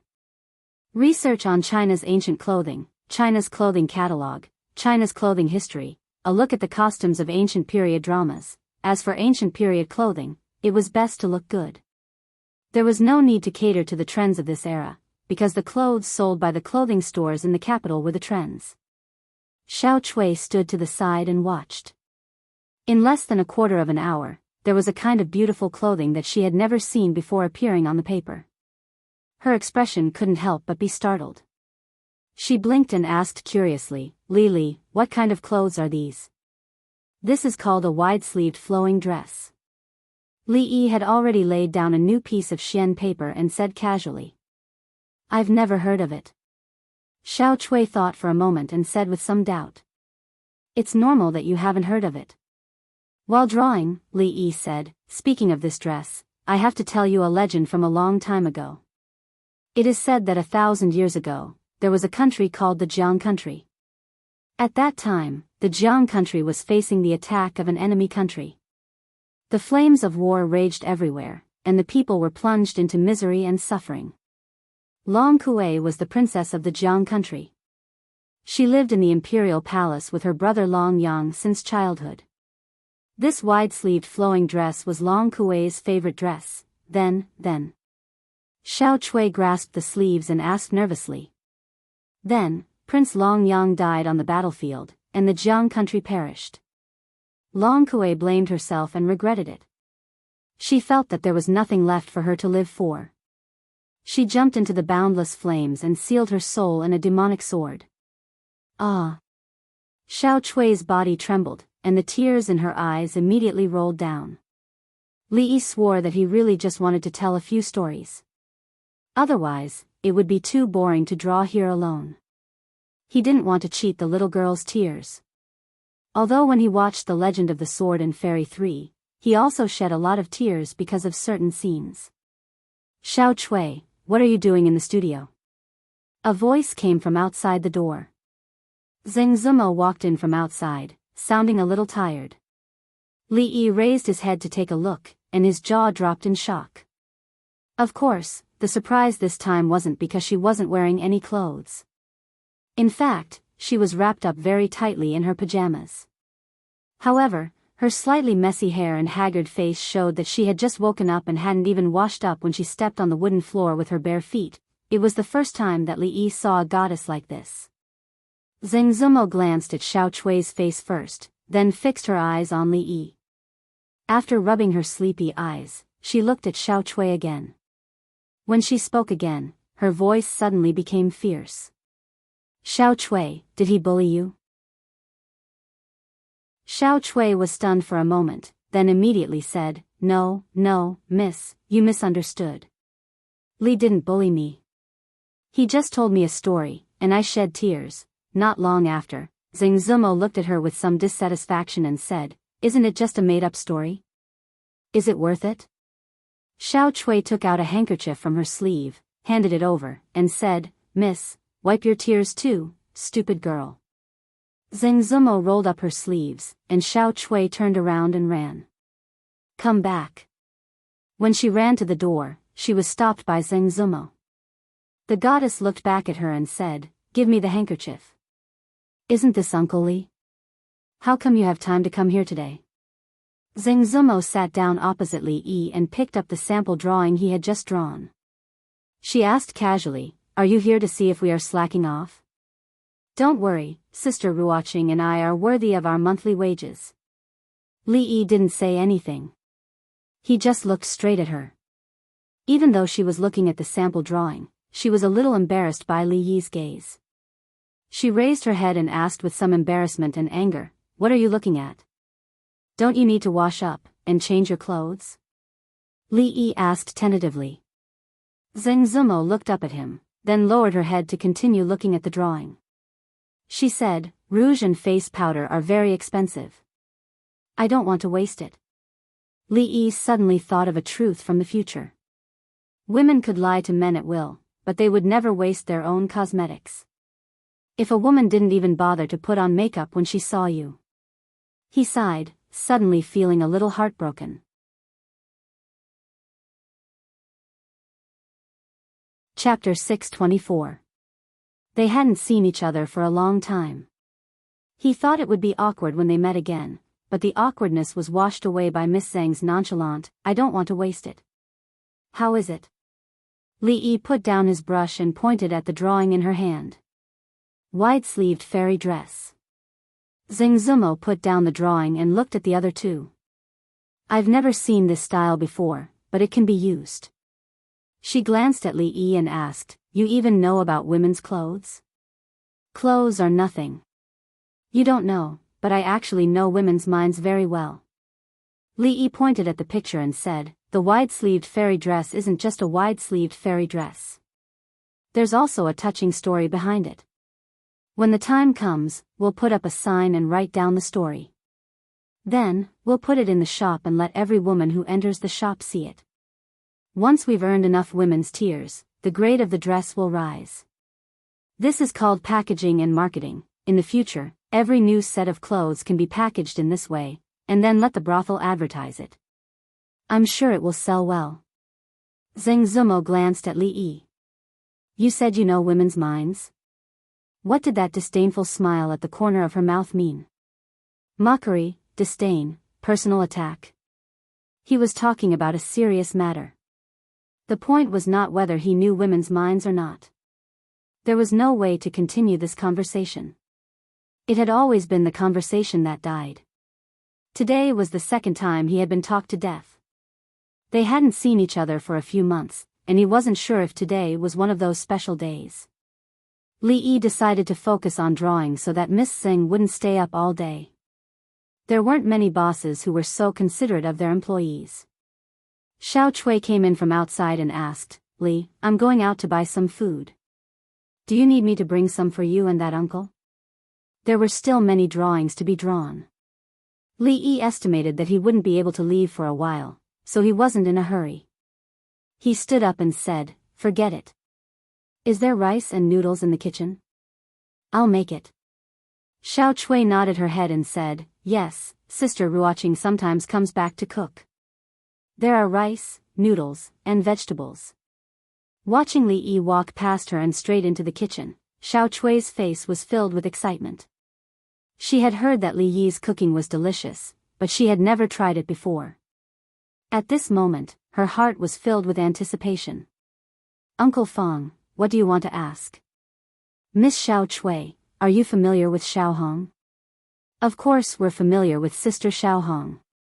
Back then, in the Jade Courtyard, Sister Xiao Hong would always accidentally break things. It was Miss who helped her a few times." Li Yi was cooking in the kitchen. Fong was a little unhappy because Xiao Chui called him uncle. He corrected her a few times and called her Big Brother Fong instead of Uncle Fong. He was very patient. "Okay, Uncle Fong." Xiao Chui nodded and said, "Uncle Fong, if you don't have anything else to do, just sit here for a while. I'll go to the kitchen to help Li." "Yes, Big Brother Fong." Fong sat back on the stone bench dejectedly and corrected her for the last time. "Okay, Uncle Fong. I'll go now." Xiao Chui jogged all the way to the kitchen and ran out after a while because she didn't even know how to cut vegetables. What kind of young lady would have what kind of servant girl? Neither master nor servant had the talent to cook. Just like Mississippi Lu, they were born to be young ladies. Xiao Chui sat on the stone bench and held her chin. She glanced at the kitchen, then turned back to look at Fong and said, "Big Brother Fong, is Li Yi's cooking really delicious?" Fong took a deep breath and said, "I'll say it for the last time. It's Uncle Fong, not Big Brother Fong. I understand, Uncle Fong. Xiao Chui looked at him and said with a pitiful expression. Of course the food cooked by the son-in-law is delicious. It's not that Uncle Fong wants to brag, but the son-in-law's cooking is rare in the world. I guarantee that after eating it for the first time, you'll want to. Fong suddenly covered his face and buried his head. Want to what? Xiao Chui blinked and asked. Fong raised his head and said dejectedly, Miss Xiao Chui, let's do it again, okay? Okay, Uncle Fong. Bang! A loud noise came from the yard. Then came Xiao Chui's panicked voice. Uncle Fong, what's wrong? Don't hit your head on the table. The four of them only needed to make 4 simple dishes and a soup. In principle, these dishes weren't enough for Fong alone. However, the kitchen didn't have enough food, so he had to restrain himself today. When all the dishes were served, Zheng Zumo finally arrived. Li Yi looked up at her and found that she had already combed her hair and changed her clothes. She must have put on some light makeup. Although she looked good without any makeup, it was obvious that she looked more like a doll than before. Miss Xiao Chui, let's go eat over there. Tell Big Brother Fong about Xiao Hong's past in the Jade Courtyard. Lao Fong put some food into his bowl. When he left, he also dragged Xiao Chui, who kept stuffing rice into her mouth, away. There were only 2 people left at the table, and the atmosphere was a bit awkward. Because there were some things that Li Yi didn't know how to explain to her. Miss Zhang was the first to break the silence. I heard that you gave Her Royal Highness a glass statue. So the atmosphere became even more awkward. Fong, come here. Li Yi waved to Fong. What's the matter, son-in-law? Fong was listening to the exciting part. When he walked over, his expression was still a bit unsatisfied. Li Yi looked at him and said, Give me the small package hidden in your sleeve. Fong's expression changed. Son-in-law, what small package? Don't dawdle, hurry up. Fong reluctantly took out a small package from his sleeve. Li Yi took it from him and opened it in front of Zheng Zumo. Clatter, a pile of colorful, sparkling objects formed a small hill on the table. Li Yi looked up at Fong, and a few black lines appeared on his forehead. Was this guy planning to let Xiao Hong buy the entire Jade Courtyard in the capital? These bracelets, earrings, headdress. If they were really sold, it would be more than enough to buy 2 Jade Courtyards. The problem was that it was a crime to be rich. Could a little girl like Xiao Hong keep these things? The expression on Fong's face was a bit awkward. He scratched his head and said, Son-in-law, I took it from my share. Xiao Chui sat on the side eating and was suddenly blinded by a light. After turning around to look, she screamed and pounced at him. Is this for the young lady? She looked at the things on the table, and her eyes were shining. She looked up at Li Yi and asked expectantly. Xiao Chui. Looking at the glass ornaments on the table, Zheng Zumo was also lost in thought for a moment, but she quickly recovered and glared at Xiao Chui. Li Yi glanced at Fong. Fong gritted his teeth and nodded. Li Yi looked at her and nodded. You guys take a look first. If you like it, I'll have someone send some more tomorrow. We? Can I pick 2? Xiao Chui asked in disbelief. Li Yi nodded and said, When Xiao Zhu comes back, you 2 pick a few as well. Thank you, Li. Li Yi stopped Xiao Chui from rushing over and said, Let's eat first. We'll talk after eating. Xiao Chui picked up a bracelet and put it on her wrist. She didn't even eat and stood in the courtyard, raising her wrist to look at the sun. This is glass? Zheng Zumo picked up a necklace and asked curiously. Sort of. There was only 1 word difference between glass and glass, so it wasn't wrong to say that. Zheng Zumo looked at the things on the table and asked, Are these the things you gave to the 2 little princesses? Yes. Li Yi nodded. What does the glass look like for the eldest princess? I'm full. I'm going to draw. Li Yi put down his chopsticks, stood up, and walked to the art room. He forgot to check the almanac again today.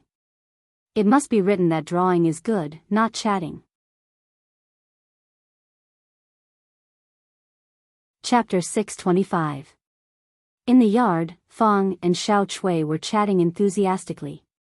They had endless common topics about the Jade Yard and a girl named Xiao Hong. In the studio, Li Yi thought for a moment and continued to draw. In addition, he also wrote down the story behind each type of clothing. If there wasn't one, he would make it up. As long as he had enough imagination, he could even draw what the 7 fairies and Cheng Yi wore. Wearing clothes was not only to protect the body from the cold, but also to talk about feelings. He wanted the first thing the women in the capital thought about when they got up in the morning was whether they should wear the weaver style, the fairy style, or the Cheng Yi style. If they wore the fairy style, red, orange, yellow, green, cyan, blue, and purple, which series would better reflect their mood? Women's wardrobes would always be short of one piece of clothing. What they had to do was to benefit the majority of women and make up for their lack of clothing. Women's clothing was constantly improving, and the dyes were becoming more diverse. The reform of the Jing Kingdom's clothing industry was beginning to take shape. In the studio, Xing Zumo sat on the side and took over the drawings that Li Yi had drawn. As she flipped through them, she would occasionally add something to them. She had changed them, so Li Yi didn't need to look at them anymore. He could only be considered a plagiarist at best. His opponent was a true master.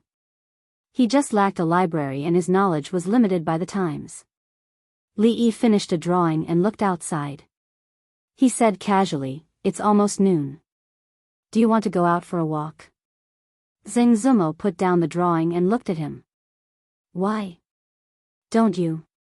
Li Yi was halfway through his sentence when he suddenly stopped. Xing Zumo stared at him and asked, "How did you know?" She had the habit of walking in the alley after lunch every day. On the one hand, it was for digestion. On the other hand, she wanted to see more of the clothes of the women in the capital and seek some inspiration. However, this habit had only been formed 2 months ago. How could he know? Li Yi lowered his head and pretended to say casually, "Well, Xiao Chui told me." "Ahem, that means you have to think about how to make up an excuse." Xing Zumo glanced at him and said, "I'll go ask Xiao Chui." Ahem, actually, the people in the tea house across the street told me." Li Yi raised his head and glanced at her, saying, "You know that you and Lady Ruoqing have special statuses, and that incident happened not too long ago. There are many people watching." "You coughed twice this time." Xing Zumo looked at him and asked, "The person I saw before, was it really you?" "No." The room fell into silence. Fang walked in from outside and said, "Son-in-law, we have to go to the Wang family this afternoon to discuss some matters. It's getting late." There were still many drawings that had not been drawn.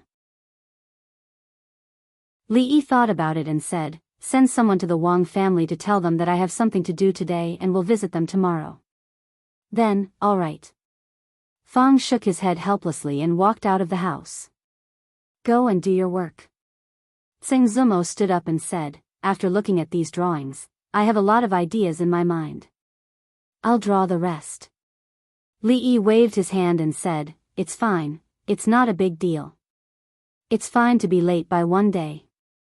You didn't sleep well last night, go rest first." Xing Zumo nodded and turned to walk out of the studio. "Brother Fang, have you really seen such a large glass ball?" In the yard, Xiao Chui's eyes were full of light as she looked at Fang with admiration.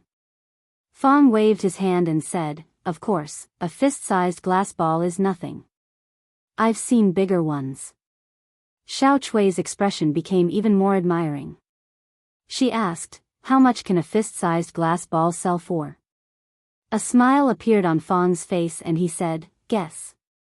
100 taels? Xiao Chui said tentatively. 10,000 taels. Fang pointed at the bracelet on her wrist and said, "Don't underestimate this thing you're wearing. It's worth at least 3,000 taels of silver." Xiao Chui's expression froze. She looked at the beautiful beads on her wrist in disbelief.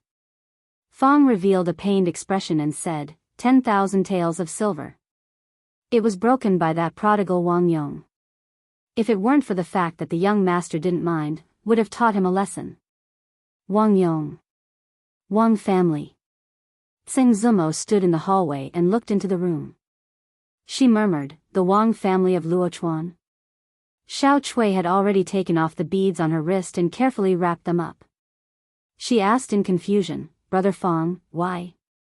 10,000 taels of silver can buy a lot of things.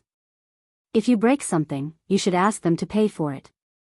Fong nodded in agreement and said, "Yes, the young master said that the Wang family of Luochuan who sells apples is the richest family in the Jing kingdom. This time, the business with them involves at least 2 million taels of silver." Bah, so what if they're rich? They don't even know how to pay for things they break, scum. The Wang family of Luochuan. Tsing Zumo took a deep breath and spat out these 4 words softly. Miss Tsing actually came over with a cup of hot tea. Li Yi's heart, which had been riddled with holes today, finally felt a little bit of comfort. But this time, she didn't leave. She sat at another table on the side and seemed to be continuing with the unfinished drawings from last night. Li Yi didn't look anymore after a glance. There were still many drawings that needed to be drawn.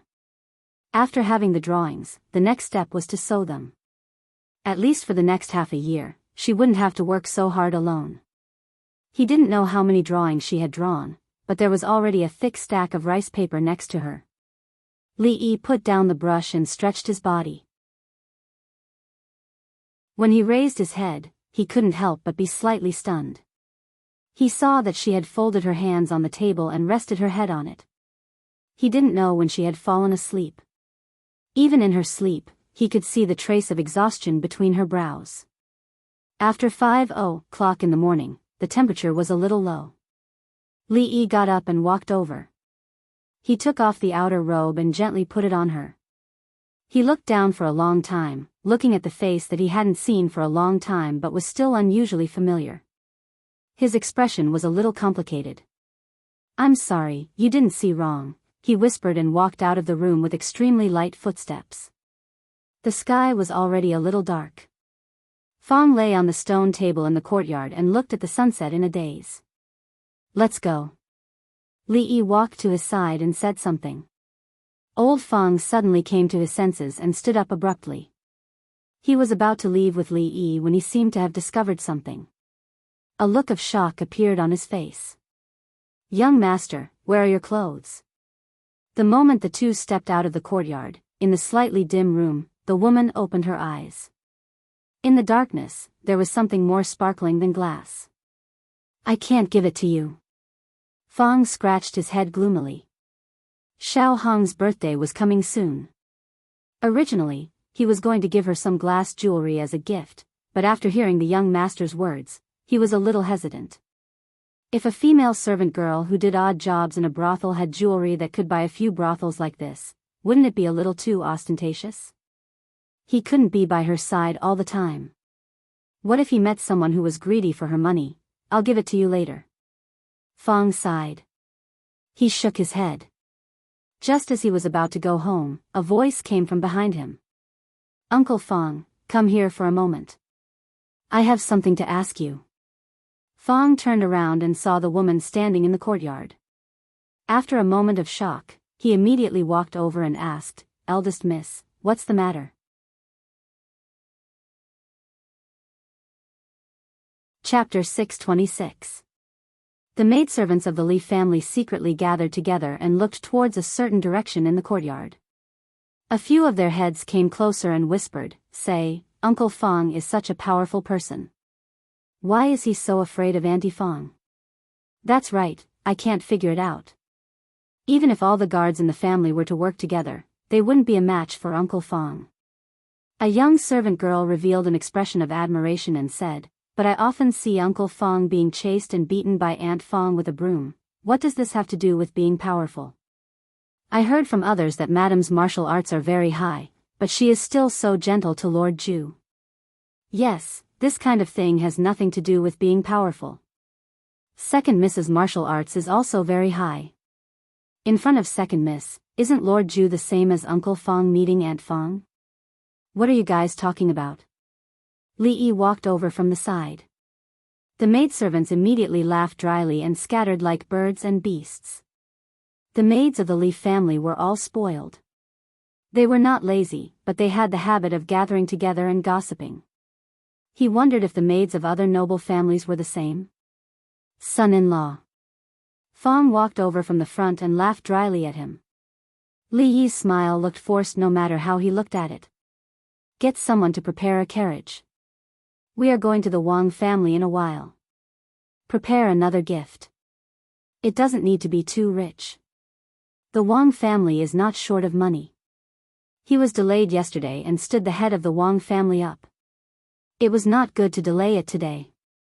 After all, the reason why he was going to the Wang family was because the head of the Wang family had a special status. He could not let the head of the Wang family of Luochuan visit him. Fong scratched his head and said, Son-in-law, I have something to do later. Let old Su and the others accompany you. Remember to bring a few more guards. Li Yi waved his hand and said, It doesn't matter. Just get someone to prepare the carriage. Also, you can take whatever you want. Just think about it before you send it. Don't regret it when something happens. Fong nodded and said, Yes, son-in-law. I understand. In the courtyard, Xiao Chui held up a few glass balls.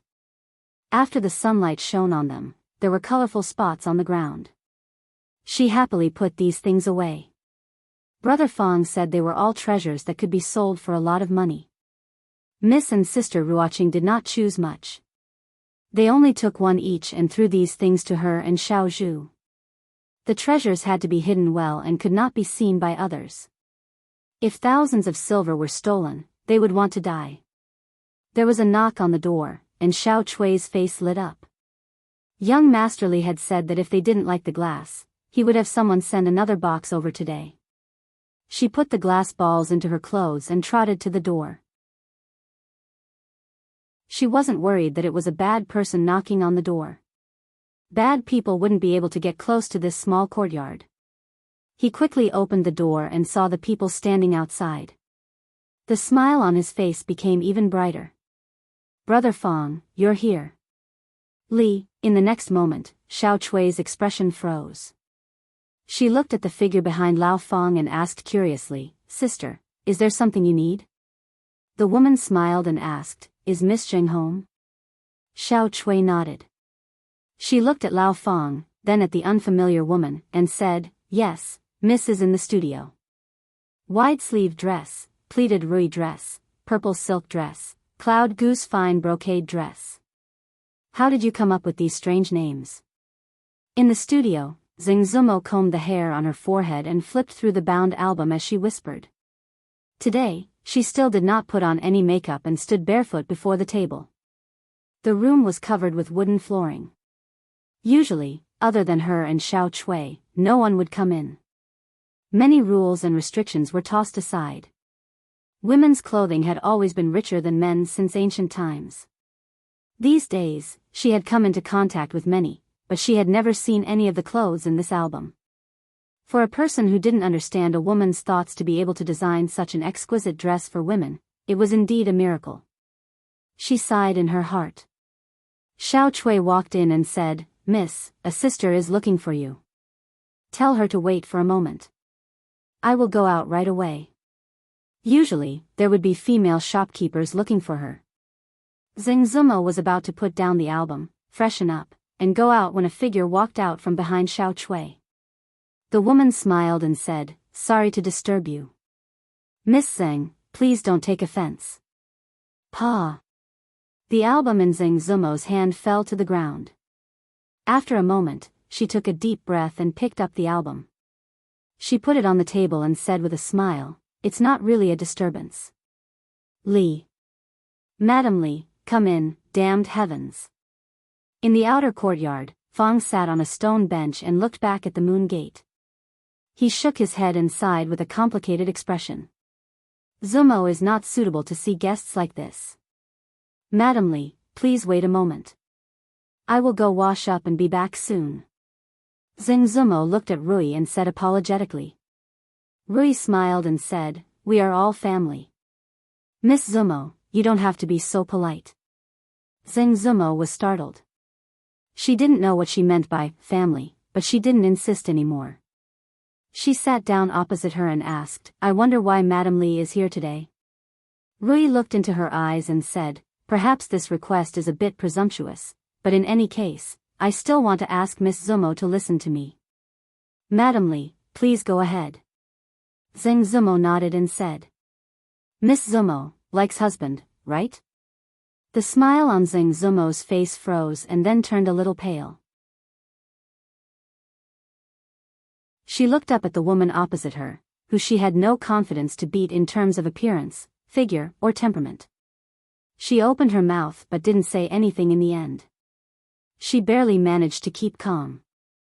However, what the woman said next made her body tremble. Her expression changed greatly. She could no longer maintain this trace of calmness. The voice of the woman opposite her trembled and she said, since Miss Zumo also likes husband, then why not marry into the Li family? Miss, what's wrong with you? After sending Uncle Fong and the beautiful sister out, Xiao Chui walked into the studio again. Seeing her Miss's expression, she hurriedly asked, Miss, what's wrong with you? Did that sister bully you just now? Miss, what's wrong with you? Say something. Zheng Zumo removed Xiao Chui's hand from her shoulder and said, I'm fine. Xiao Chui, you go out first. I want to be alone. Miss, go out. Xiao Chui's eyes were full of tears. She looked at Zheng Zumo again, then slowly left and closed the door. What is this? A choked voice came from the room, and 2 lines of tears finally fell from her pretty face. Miss, what are we going to do now? Go home? Old Fong leaned against the carriage and turned around to ask. Let's go back. A voice came from the carriage. Fong looked down at a drop of moisture on the carriage beside him. After a moment of silence, he asked, did Miss Singh agree? This time, there was no response from the carriage. Fong gently waved the whip, and the carriage slowly moved. Miss, don't you understand the young master? He gazed into the distance and sighed. He said softly, if Miss doesn't have a son, the young master will never take a concubine in this life. Selling dates. Fresh dates, freshly picked dates. Try them before you buy them. They're not sweet, but they're free. On the side of the street, a vendor with 2 baskets of dates was selling them with all his might. A voice finally came from the carriage. Xiao Huan likes dates. Uncle Fong, stop for a moment and buy some dates. Okay. Fong jumped off the carriage and walked to the vendor. He asked, are your dates sweet? The vendor chuckled and said, don't worry, sir. These are all fresh dates. Try them all. They're free if they're not sweet. Fong picked one from the basket and threw it into his mouth. In the next moment, his face twitched and he spat out the date. He looked at the vendor and said angrily, this is so sour. What do you mean free if they're not sweet? Who gave you the confidence? Looking at the strong man in front of him, the vendor said weakly, sir, you've tasted them wrong. This is a sour date. The other basket is a sweet date, miss, I've bought them. Fong got back into the carriage and handed a paper bag in. He curled his lips and said, selling dates with sour dates and sweet dates? A caddy of sweet dates is actually more expensive by 5 copper coins. This unscrupulous merchant. The carriage was silent for a moment before a voice came again. Uncle Fong, if there are any sour dates, please go and buy some back.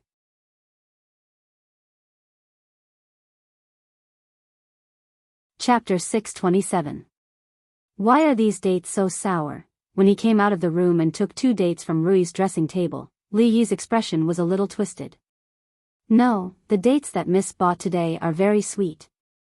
Xiao Huan took out a date from her bag and put it in Li Yi's mouth. If you don't believe me, try it. That's strange. Li Yi muttered. Could it be that his luck was too bad just now? The 2 dates he casually picked up were both so sour. Then he seemed to think of something and asked Xiao Huan, did Miss go out today? The servant girl nodded and said, yes, she went out this morning.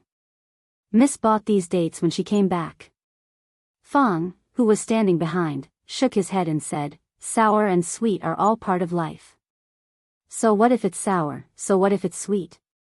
If there's bitterness in the heart, it's all bitterness. Li Yi turned around to look at him and asked, did you suffer again today, young master? I didn't betray you. Fang's expression changed and he hurriedly explained. You went to the jade courtyard behind Mrs. Fang's back. Li Yi looked at him with bright eyes. No. Fang breathed a sigh of relief and said, I really didn't betray you today. Young master, if there's nothing else, I'll go back first. Wait. Li Yi stopped him in time. Young master, is there anything else?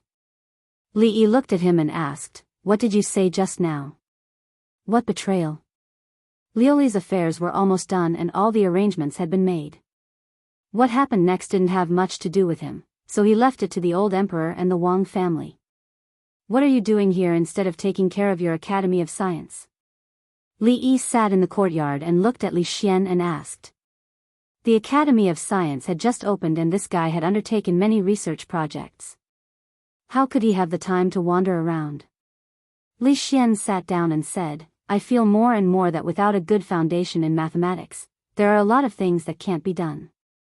Do you have any secret manuals that are more advanced than the ones that the students in the Faculty of Mathematics can master faster?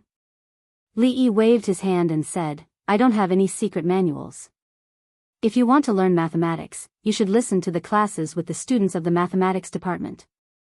Yesterday, there were 10 students who entered the department. Li Han is responsible for helping them catch up on their knowledge. You can listen with them. All right then. It was rare that Li Xian didn't pester him. Then, excitement appeared on his face and he said, oh yes, there's another great thing I want to tell you today. Li Yi rubbed the space between his eyebrows and asked casually, what is it? Is the crown princess pregnant? Li Xian was taken aback. He looked at him and asked, how did you know? Li Yi's hand froze. He looked at him and asked, is the crown princess really pregnant? Li Xian scratched his head and said, the royal doctor said it shouldn't be wrong. Her Highness took her to the palace today. If I want to see her in the future, I have to apply in advance. Li Yi looked back and saw Rui walk into the room. Congratulations. He cupped his hands to Li Xian and lay down in disappointment. He gritted his teeth and said, Xiao Huan, see the guest out. Cold Mountain Temple. The young monk bowed respectfully to Master Tan Yin and said, Master, the palace has sent out an invitation to attend the glass appreciation event. Do you want to go? No need. Tan Yin shook his head and said, it would be rude of us to be absent from His Majesty's summons. Give this invitation to your uncle Master Tan Jing and ask him to go on my behalf. Remember to tell him that if there are glass Buddha statues on sale, he can ignore them. I know. The young monk nodded and said, Amitabha. From today on, I will meditate and comprehend Buddhist rites. I will not receive guests from now on. Master Tan Yin raised one hand and chanted the name of Buddha, saying, in the next few days, you go down the mountain and send these 2 scriptures and this prescription to the mansion of the Earl of Chang'an. Also, help me send a message to the County Earl Li, saying thank you for reminding us. When the Li family has a happy event in the future, the Cold Mountain Temple will definitely send a generous gift. Not long after, the young monk walked out of the meditation room. After gently closing the door, he was about to turn around when he accidentally bumped into a little monk. I'm sorry, senior brother. The young monk looked at his monk robe stained by porridge, shook his head, took off his clothes, and said, I have to go to Uncle Master Tan Jing's place. Help me put these clothes in my room. Also, put these 2 scriptures in my room. Okay. The little monk hurriedly answered. Fahua Temple. Glass Appreciation Conference? The middle-aged monk's face lit up and said, this is our chance. I wonder if we can see what we need, XX Temple. Go, this is His Majesty's invitation. Glass is the most precious treasure of Buddhism. I will go to the Glass Appreciation Conference in person. XX Temple. What? He didn't invite us? Why? Why are we the only ones who didn't receive invitations? No, we must protest. We are all temples. His Majesty can't treat us so differently. In 2 days, the glass appreciation conference that was to be held in the palace became the hot topic of discussion in the entire capital. Not only were the dignitaries of the capital invited to this exhibition, but because the exhibition would focus on colored glaze, which was one of the 7 treasures of Buddhism, even the famous eminent monks near the capital were invited. Later, because many temples without eminent monks protested, in order to show fairness, His Majesty finally increased the number of people invited. This grand appraisal event was held in the imperial palace. It was said that in order to enrich the national treasury, the current emperor took out the treasures that the imperial family had hidden for decades for everyone to appraise. As long as the treasures were taken out, they could be bought and sold. The emperor would transfer all the money earned from this appraisal event to the national treasury to be used for disaster relief. The current emperor was truly a benevolent ruler. All his decrees were for the benefit of the country and the people. This time, he did not hesitate to take out the treasures of the royal family for the use of the country. Which ruler in history could be so selfless? For a moment, endless praises came from the people. Hearing that the current emperor was ill, everyone wanted to give their life to this benevolent ruler. Li Yi didn't know whether the old emperor was selfless or not. He only knew that he was selfless to the extreme. In the entire court, in the entire capital, which official or noble could do this and donate their family's treasures to the national treasury? Do you want to go to the glass appreciation conference tonight? Standing under the tree and watching the progress of the digging of the lake, Li Xian appeared in front of Li Yi again. I'll go, Li Yi said with a sigh. Of course, he had to go see for himself what kind of dates the melons he planted would bear. Then let's go together in a while. Li Xian nodded and said, I can go see Qin. I really didn't expect that I would have a child so soon. Tell me, what does it feel like to have a child? Li Yi closed his eyes. He didn't want to let him taint his vision anymore. He softly spat out a word. Get lost, how strange. Li Xian muttered and walked in the direction of the classroom. When he thought that the person who would be teaching him in a moment was Li Han, he felt a bit depressed. When he walked to the door of the classroom and saw a person walking out, he was startled. He grabbed the person's arm and asked in confusion, Brother, have we met somewhere before?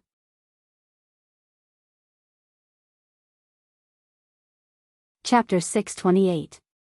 Let go. The young man who was being pulled by Li Xian was startled at first. When he turned his head, his expression changed slightly, and he suddenly took a step back.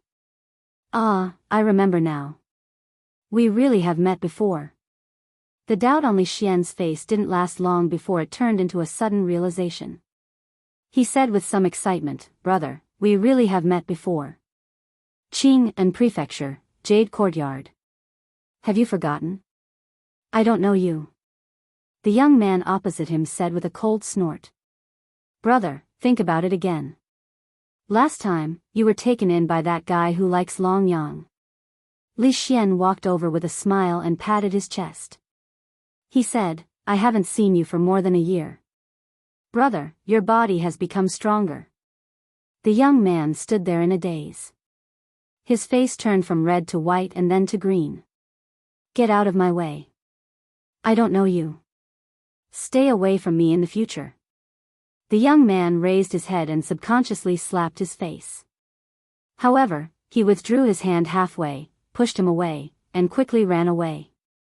Why is everyone so strange today? Li Xian muttered. He walked into the classroom and saw Wang Dan sitting in front of him. He waved his hand and asked, Xiao Dan, do you know that person just now? Although Wang Dan didn't have to go to class with these 10 people, he was Li Han's assistant. Usually, he did things like pouring tea and cleaning the blackboard. When there was no class, he would follow Li Han. Brother-in-law. Wang Dan stood up and looked outside. He lowered his head and said, I don't know him, but I know his name is Shen Shu. It seems that Prime Minister Shen used his connections to send him here. He said that his health isn't good, so he doesn't need to dig a lake. He lives alone in a small courtyard in the school and has a maid to serve him. When he said this, his tone was a little indignant. Other than the dean and deputy dean, even the teachers of the school didn't have the right to have their own small courtyard. Every time he went to Prince Jin's place, he was very envious. Compared to the dormitory that was filled with the smell of stinky feet, Prince Jin's place was like a palace in heaven. However, his grandfather was Prime Minister Shen, so it was not strange for him to have preferential treatment. If he had to lament, he could only lament that his father did not have that much face. Prime Minister Shen Li Xian muttered, "Royal father and Lord Shen are very close friends. I have to ask him if there was any misunderstanding before. But, I have never heard that Lord Shen has a son. Could it be that he is from the Shen family's side branch?" In a remote independent courtyard of the Arithmetic Institute, the young man's face was so red that it looked like it was about to drip blood. He gritted his teeth and said bitterly, Li Xian, I won't let you off. Husband, Her Majesty the Empress has sent an invitation to invite me to attend the Glass Appreciation Conference tonight. Should I go? Li Yi helped her put up her hair and said, "Forget it, Her Majesty the Empress has banquets all day long, it's enough to go once or twice. This time, we are just going to see a pile of sand. If you like, we can have the Glass Appreciation Conference at home every day." Among the socialites in the capital, the only one Rui was familiar with was Li Xian's Crown Princess. However, for a long time to come, Crown Princess would be the first person she was forbidden to meet. Therefore, it was better for her not to go to the Imperial Palace tonight. Rui nodded and said, "Then I won't go." Li Yi helped her put on the hairpin and nodded, "Well, you are not feeling well these days, you should rest at home." Then he seemed to think of something and asked, "Can a guru also feel unwell?" Rui shook her head and said, "No matter how good one's martial arts is, he is still human. Birth, old age, illness, and death is human nature. Father died of illness that year." "What inauspicious words are you talking about?" Li Yi gently patted her head and said, "I will go to the Imperial Palace early today to find the Imperial physician and ask him to come tomorrow." Rui shook her head and said, "No need, it's women's business, it will be better in a few days. If it is still like this, I will listen to my husband." Li Yi originally planned to go to the Imperial Palace later, but if it was too late, the Imperial Physician's Bureau would be off work. After lunch, he asked Fong to prepare the carriage. An official of the Imperial Physician's Bureau cupped his hands and said, Lord Lu was asked by the Ministry of Justice to investigate a case. He is not in the Imperial Physician's Bureau these days. When Lord Lu comes back, please tell him to come to the Li Mansion in a few days." In the entire Imperial Physician's Bureau, Lu Jimin's medical skills were the most reliable to Li Yi, so he was not in a hurry to come. "Lord Li, don't worry, I will tell Lord Lu this." The official of the Imperial Physician's Bureau knew the relationship between Lord Lu and Uncle Li, and the latter was also very famous in the Imperial Physician's Bureau, so he bowed and said. The Glaze Appraisal Conference was held in Chongyuan Palace, which was the largest palace in the Imperial Palace. It was usually used for big celebrations. This time, not only the officials and nobles were invited, but also dozens of monks. Except for Chongyuan Palace, the other palaces could not be used as it would affect the old emperor's ability to extort money. It was because of this reason that he made an exception and opened Chongyuan Palace. It was still early in the evening, and there was not enough time to go back. Li Yi showed his token at the gate of the Imperial Palace and walked into the Imperial Palace leisurely. After passing through the Morning Dew Palace, he saw a figure in a wide square behind him, and a sword was dancing. He casually sat down on the steps, wondering who was more powerful, the princess or Mississippi Lu. A sword shadow flashed in front of him and stopped 3 inches away from him. Mingzu sheathed her sword and sat next to him. She asked, "You will offend all the nobles in the capital?" Li Yi had a thoughtful look on his face. He looked back at her and asked, "Between you and my second miss, who is more powerful?" Mingzu was startled. She said, "We fought, but there was no winner." Li Yi nodded and said, "The one who held the Glaze Appraisal Conference was His Majesty, and the one who sold the glaze was the Wang family. I just gave you a glaze statue." Father said that in a few days, you will use glaze to make tiles. Don't you think glazed tiles are very beautiful? The Wang family can help you for a while, but not forever. At that time, even the most stupid person will understand that this matter has something to do with you. And then? If you offend all the nobles in the capital, you will no longer have a foothold in the capital, and father will not be able to protect you. At that time, who cares? Mingzu turned her head and looked at him. After a moment of silence, she suddenly said, I want to eat egg fried rice. Her Highness wanted to eat egg fried rice, so the officials of the catering bureau began to panic. In another 2 hours, the glaze appraisal conference would officially begin. They were about to make some pastries and vegetarian food for the guests, but the kitchen was occupied by the princess and Uncle Li. Both of them were frequent customers of the catering bureau, especially the latter, who was a nightmare for the catering bureau manager. Fortunately, they only occupied the kitchen for 15 minutes. After leaving the kitchen in a mess, they left in a carefree manner. The tiger's eyes were filled with tears, and his voice sounded like he was about to cry. What are you waiting for? Hurry up and clean up. Morning Dew Hall. 2 plates of egg fried rice and a few side dishes were the two's supper.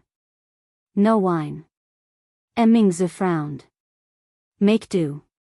Li Yi shook his head. Do you remember the first time we met? Yes, Arrestor Li, Manager Li, County Lieutenant Li, County Son Li, County Uncle Li. In a few days you will be County Marquis Li. In less than 2 years, you are the first since the founding of the country. From Arrestor Li to Princess Royal, you used even less time. Have you really made up your mind? Don't forget your original intention, only then will you succeed. What's your original intention? Original intention. Li Yi raised his head, smiled, and did not speak. Strange, won't he come tonight? Outside Chongyuan Hall, Li Xian looked around and searched the crowd twice, and murmured with some doubts. The Chongyuan Hall hadn't opened yet, but there were already many people gathered outside the hall. He had gone to look for Li Yi just now, but he found out that Li Yi had entered the palace 4 hours ago. However, he couldn't find Li Yi even after looking inside and outside the palace. Several women walked past him. Li Xian was stunned for a moment, and turned his head, stared at one of the women, and said in surprise, Miss, have we met before?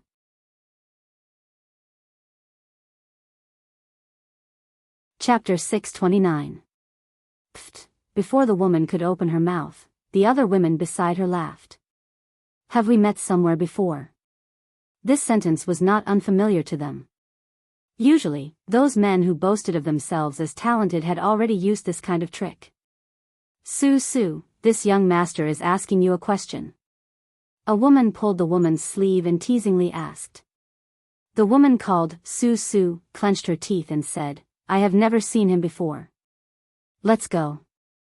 Li Xian's face revealed a puzzled expression. This woman looked very familiar, but he couldn't remember where he had seen her before. Suddenly, an idea flashed in his mind and he suddenly said, Do you have a brother called Shinshu? A woman next to her asked, Su, do you have a brother called Shinshu in your family? No, this person might be sick. Let's go. The woman called Su glared at Li Xian and strode away. That's the crown prince we are talking about. Among the younger generation in the capital, only County Uncle Li is more outstanding than him. Su, you have to be careful with your words. It won't be good if someone hears you. A woman behind her looked back and reminded her. What 3 heroes of the capital? It's just a shameless pervert.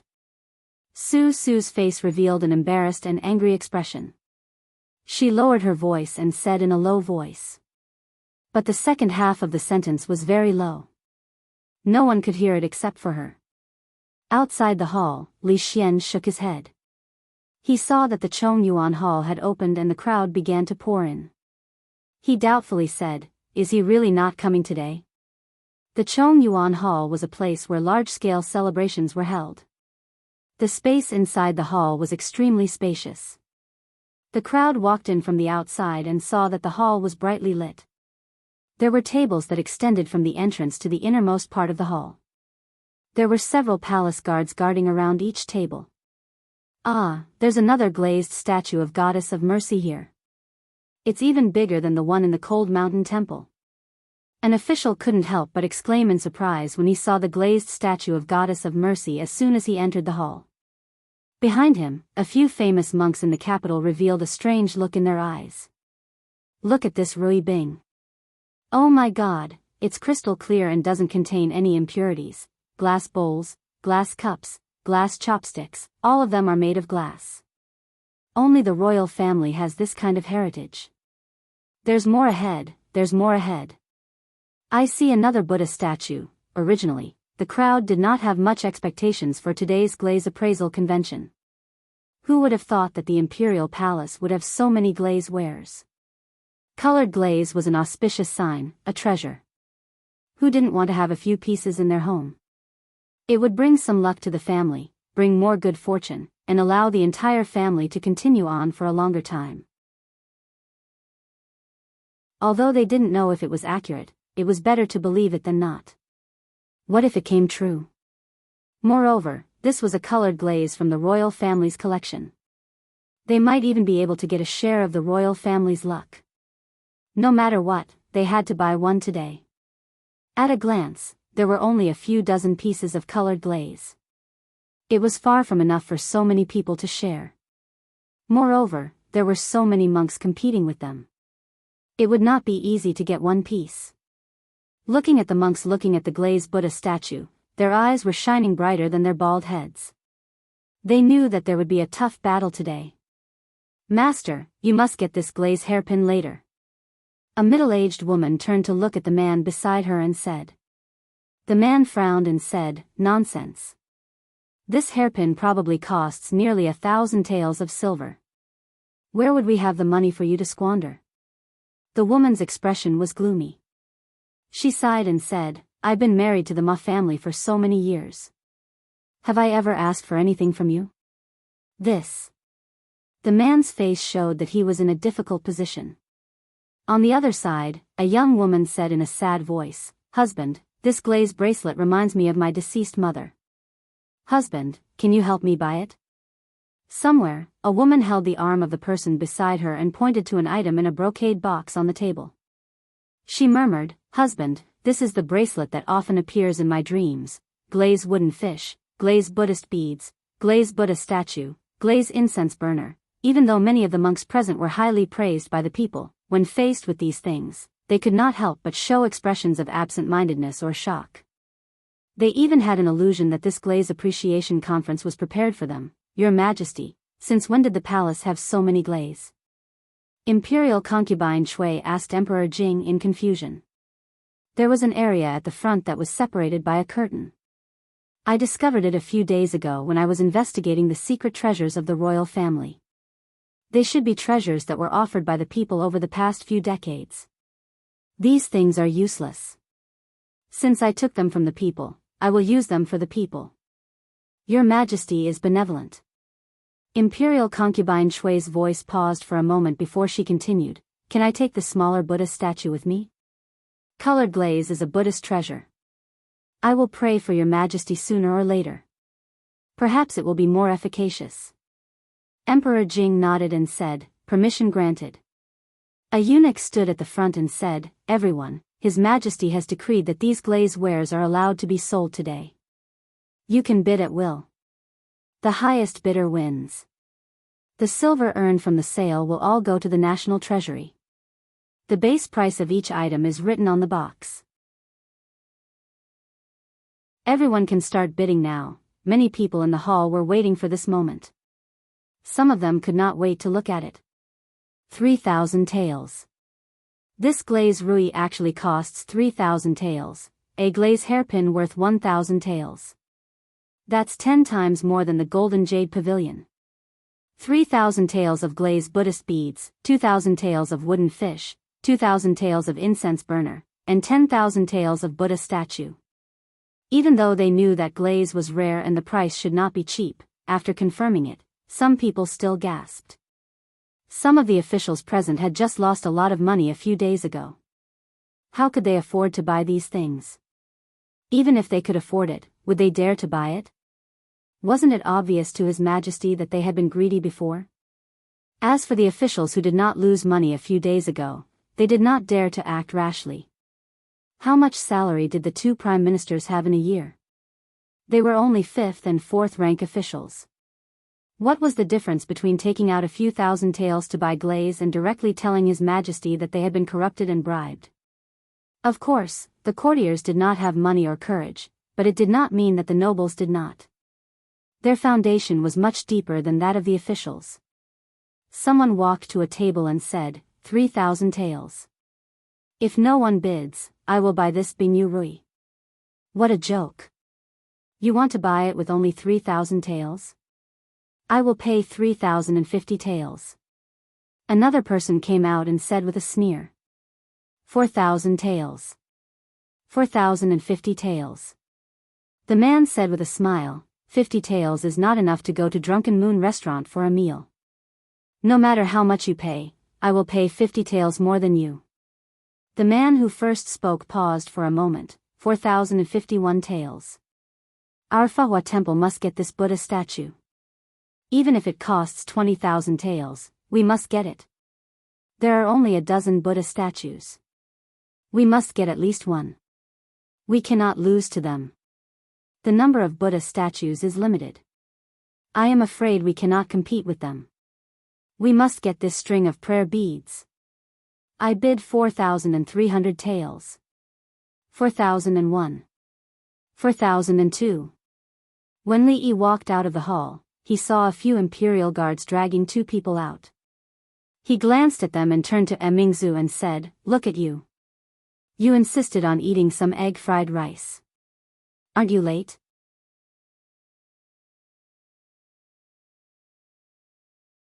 Chapter 630. Your Majesty, won't you go out and take a look? In the Chongyuan Hall, the Empress walked over holding the hand of the Crown Prince's consort and asked with a smile. Emperor Jing shook his head and said, "If we go out, they won't be able to relax. Let's wait until all the glazed items are sold." Changde came in from outside and bowed. "Your Majesty, the largest glazed Buddha statue has been bought by the Fahua Temple for 30,000 taels of silver." 30,000 taels of silver. A sneer appeared on Emperor Jing's face and he said, "We have to carefully consider allocating 30,000 taels of silver to the Ministry of War. These monks are really generous. Let's go out. It's quite noisy here." The Empress took the hand of the Crown Prince's consort and said with a smile, "Which glazed jewelry do you like? Tell the Empress and she will ask them to bring it over." "No need, Empress, I want to see my husband." The Empress patted her hand and said, "Okay, after the appraisal is over, I will send someone to call him over." Outside the curtain, an imperial guard said to the monks who came over, "Masters, I'm sorry, but this glazed Buddha statue is wanted by the imperial consort. It is not for sale today." "What?" The expressions of two monks immediately changed. For them, these glazed Buddha statues were the most important things in the hall today. Fortunately, the Buddha statues were huge and expensive. Ordinary nobles could not afford them, and very few people would compete with them. However, these Buddha statues were still too few. Dozens of temples were competing for the 10 glazed statues. Originally, there were more monks than Buddha statues. Several large temples had already distributed the statues, but this imperial concubine suddenly wanted one statue. Someone had to return empty-handed. Who would be willing to be the monk who returned empty-handed? Amitba. One of the masters spat out a Buddhist name and said, "If that's the case," the monks were relieved. As long as someone withdrew, their Buddha statues would be saved. The old monk had a solemn expression and said, "If that's the case, the Wanhua Temple will increase the price of the Mahamayuri statue by 5,000 taels of silver." A monk's expression changed immediately and said, "I'm afraid this is inappropriate. Didn't we agree that this Mahamayuri statue belongs to our 1,000 Buddha temple?" The old monk shook his head and said, "Amitba. His Majesty has said that the highest bidder wins. My actions are not inappropriate." The monk gritted his teeth and said, "My 1,000 Buddha temple will add another 5,000 taels." The crowd in the hall was distinct. Around the few booths, there were only bare heads. On these booths were, of course, Buddha statues and prayer beads. As for the glass jewelry, most of them were women. Of course, there were also many men beside them. Usually, it was His Majesty and Empress who would hold separate banquets. Today's Glass Appreciation Conference was one of the few occasions where men and women were not separated. Miaoyu, do you have any jewelry you like? Second brother will buy it for you.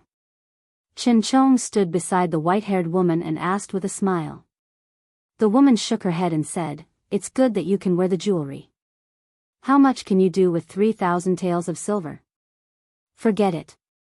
Chen Chong waved his hand and said, "You don't have to worry about that. Just tell second brother which one he likes." The white-haired woman smiled and said, "There's nothing I like. Let's go over there and take a look." Chen Chong nodded. After the white-haired woman turned around, he waved his hand at the person beside him and said, "Miaoyu has been looking at this hairpin for a long time. Buy it." Chen Qing waved his hand and said, "I know. Go and accompany her. 3,000 taels of silver." 3,500 taels of silver, a young man standing beside the booths said helplessly as he glanced at the woman beside him. Hearing the voice beside him, he was stunned for a moment. When he turned around, his expression changed and he immediately said, "Sorry, I misspoke. We don't want this hairpin anymore." The eunuch looked around and saw that many of the people who had been eager to try had retreated. He said helplessly, 3,000 taels going once. 3,000 taels going twice. 3,000 taels going thrice. Congratulations, Official Chen. You can take this hairpin. Remember to send the money to the palace within 3 days. Su, do you intend to buy one back? A woman called Chen Su asked in a low voice as she stood beside one of the booths. No. She shook her head. It was easy to buy it, but it would be troublesome to explain it to her grandfather and father.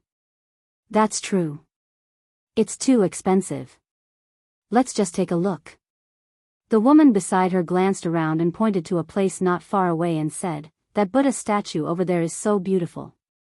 Let's go take a look, Miaoyu, this Buddha statue looks not bad. Do you want me to buy it for you and place it in the temple at home?" The white-haired woman turned around and looked at the middle-aged man. She said helplessly, "No need, second brother. This Buddha statue costs 20,000 taels of silver. Worshipping Buddha requires sincerity. There's no need to be so extravagant." Chen Chong waved his hand and said, "It's precisely because I'm sincere that I want to buy it." He walked over and said, "This Buddha statue is for Duke Chen's residence." The Imperial Guard had a helpless expression and said, "Official Chen, this Buddha statue is for the Imperial concubine." The Imperial concubine? Chen Chong frowned. If it was someone else, he could still fight for it. However, if it was the Imperial concubine, it would be difficult. The Imperial Guard pointed to the side and said, "Official Chen, there's another one over there. Do you want to go take a look?" The monks who were bidding looked over at the same time, causing the Imperial Guard to shiver uncontrollably. The white-haired woman walked over to take a look at the Buddha statue. Behind her, a young woman also came over. "What a beautiful Buddha statue," the woman praised softly. Just as she was about to go forward, a huge force suddenly came from behind her, causing her body to fall forward involuntarily. Her entire body crashed into the white-haired woman. The latter crashed directly into the display stand and fell to the ground. Pa! It happened suddenly. A crisp sound rang out in the hall. The surrounding Imperial Guards looked down and their faces instantly paled. Su. A figure beside her immediately helped the woman up. "Miaoyu, are you all right?" Chen Chong looked back and immediately rushed over, asking anxiously. Seeing blood seeping out from the white-haired woman's palm, his expression changed. He immediately said, "Imperial physician, hurry and summon the Imperial physician." It's broken." An Imperial Guard looked at the shattered Buddha statue on the ground. His face was pale and bloodless as he spoke in a trembling voice. A glass statue worth 20,000 taels of silver had been shattered, and it was even one personally appointed by the imperial consort. As imperial guards in charge of guarding it, who could bear this responsibility? The woman called Su Su's face also paled. She hurriedly went to the white-haired woman's side and said, "I'm sorry, I'm really sorry. Are you all right?" "Imperial physician, where's the imperial physician?" Qin Chong pushed the woman away. His eyes were bloodshot as he roared. A figure walked out from the crowd. He squatted down and picked up the white-haired woman's hand to take a look. He said, "It's just a light cut. It's not a big deal." Li Yi turned back to look at Mingzhu and asked, "Do you have a clean handkerchief?" "I do." The woman called Su Su immediately took out a handkerchief from her bosom.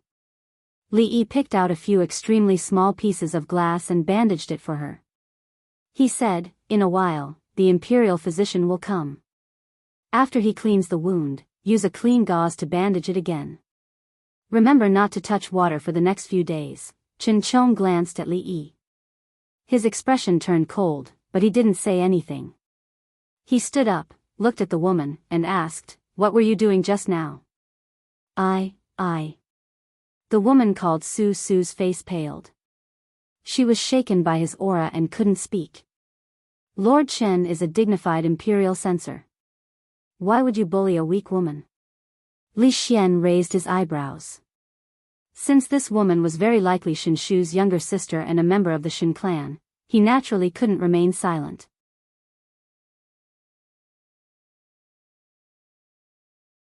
Chapter 631. Imperial consort Shui could not be offended by the Qin family. Ning Wang was far away in Qin and prefecture.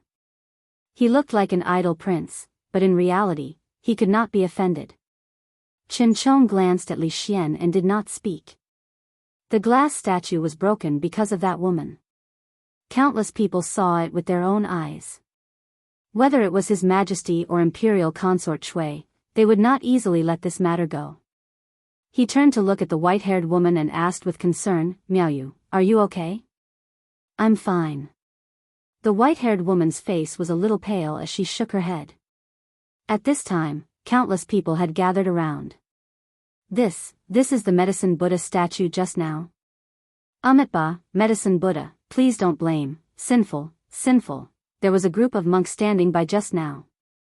At this time, looking at the fragments on the ground, their faces were full of sorrow and regret.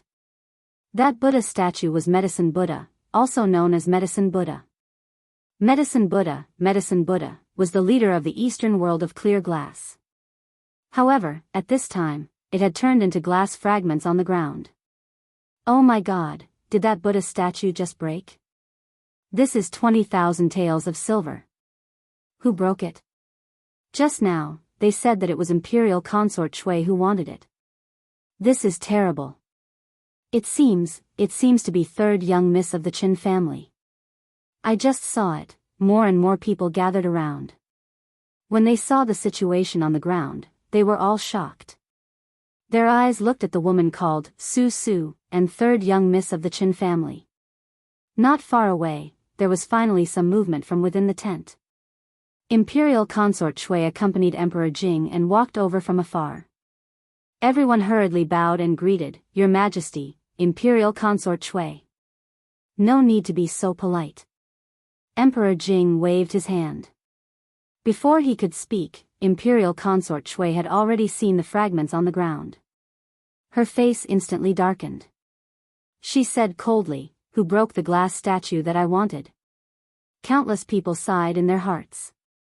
Imperial Consort Shui was really unlucky these days.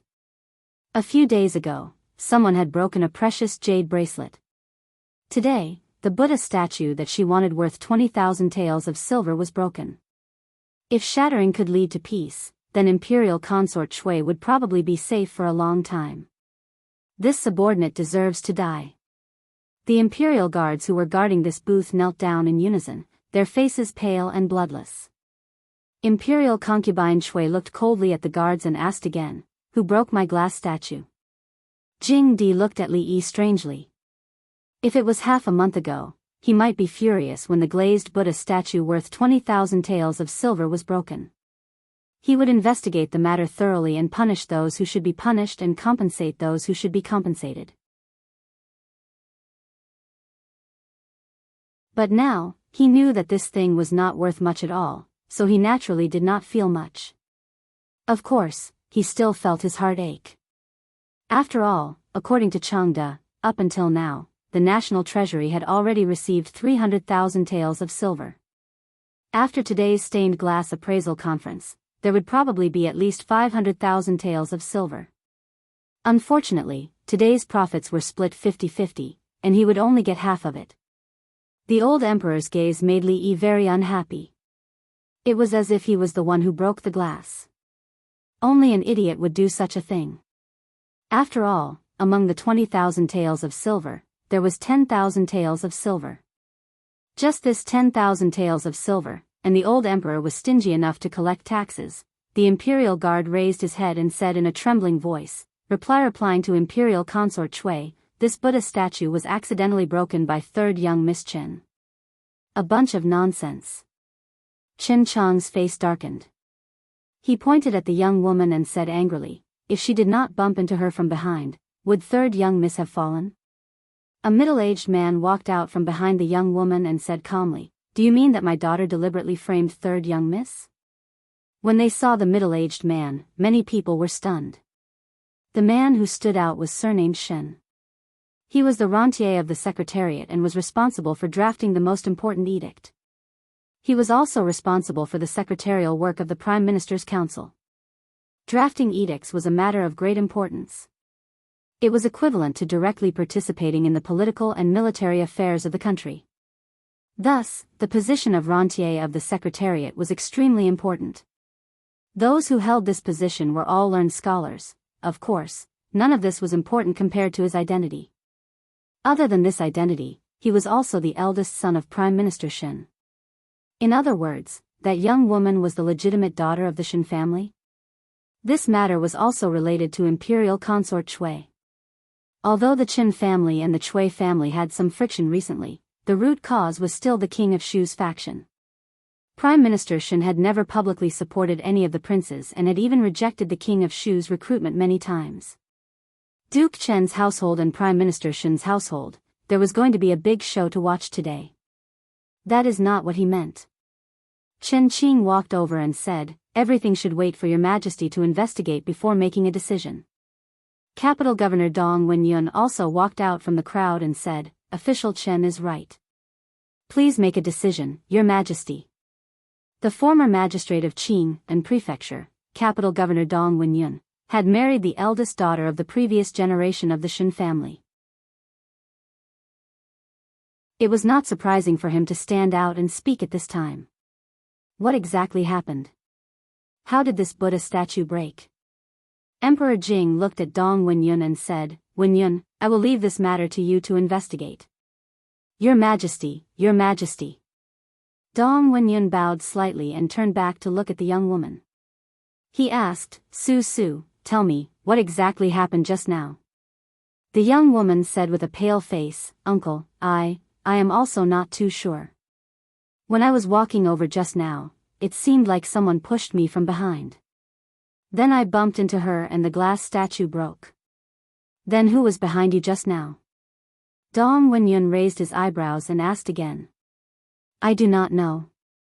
The young woman shook her head and said. A woman beside her said, Su, I saw it. Just now, there was only a master walking past you, but he did not touch you. Master? Dong Wenyun frowned and asked, which master? This one. Mingzu walked over from behind. With a wave of her hand, a human-shaped object was thrown over. She nodded at Li Yi and looked at the motionless monk on the ground. She asked, this master, the appreciation meeting is not over yet. Why are you in a hurry to leave? Mingzu, this is? Emperor Jing looked at her and asked in confusion. Mingzu replied, Father, when I came in just now, I happened to see this master sweep Miss Shen with his sleeve. Sweeping someone and pushing them out? A man beside her had a look of disbelief. Mingzu casually waved her sleeve and lightly brushed the man's shoulder. He couldn't help but take a few steps back with a horrified expression on his face. Seeing this scene, many people immediately thought of the scene where the princess and the people of the Qi kingdom had a duel and discreetly distanced themselves from her. Amitabha, the monk chanted the name of Buddha and said, "Your Highness's martial arts are excellent. I am ashamed of my inferiority. However, I do not know martial arts and do not have the strength of your Highness. I also do not have the ability to push this lady out with a wave of my sleeve." Bang! Suddenly, the monk's expression changed, and he suddenly swung his kasaya to shatter a glass statue that was smashing towards his head. The fragments flew in all directions, and it was an extremely gorgeous scene that instantly caused countless people to stare blankly at it. It happened very suddenly. From the moment a glass statue smashed the monk's head to the moment the monk attacked, it only took a moment. It was so fast that no one could react. The hall was strangely quiet. At this moment, Li Yi clapped his hands and looked at the monk. He said apologetically, "Sorry, my hand accidentally slipped." "Master, what did you want to say just now? Please continue."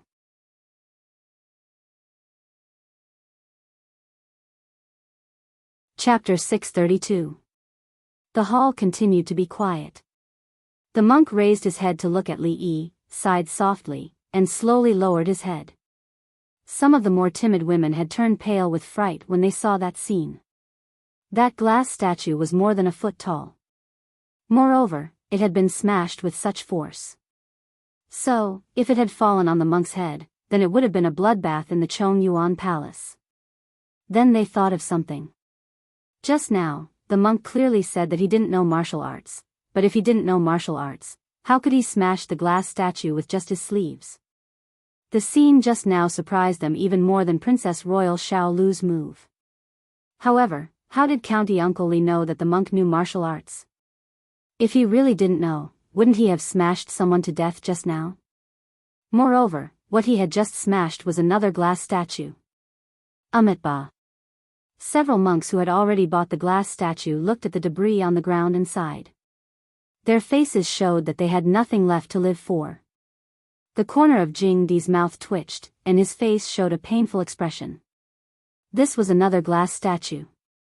After being smashed like that, at least 20,000 taels of silver disappeared. Chen Chong was stunned for a moment. He pointed at the monk on the ground and said angrily, "Old monk, you still say that you don't know martial arts. Take him." Jing Di waved his hand, and immediately 2 imperial guards came forward to seize the monk. Imperial concubine Shui's face turned cold. She looked at Li Yi and asked, "Who told you to smash that glass statue?" Only then did everyone react. The old monk's lie had been exposed, but wasn't the price he had to pay a little too high? A glass statue. If they remembered correctly, this glass statue was sold for nearly 30,000 taels of silver. In other words, with County Uncle Li smashing it, 30,000 taels of silver was gone. Even if the glass statue had nothing to do with them, they couldn't help but feel distressed at this moment. Before Li Yi could speak, the capital governor, Dong Wenyun, came out and said, "Your Majesty, in order to expose this monk's lie, County Uncle Li was anxious and smashed this glass statue." It's understandable, County Uncle Li's quick wit, this Shen admires. The man surnamed Shen said. What Lord Dong said makes sense. County Uncle Li was just anxious. At the end of the day, the responsibility lies with the monk. If Dong Wenyun and Shen Xiu had stepped forward because County Uncle Li had helped Shen Su out of trouble, then Shen Qing's words had surprised everyone. Chen Qing, who represented the Qin clan, was actually publicly opposing the imperial consort. Your Majesty, in my opinion, this monk is the culprit. These 2 Buddha statues should be put on his head.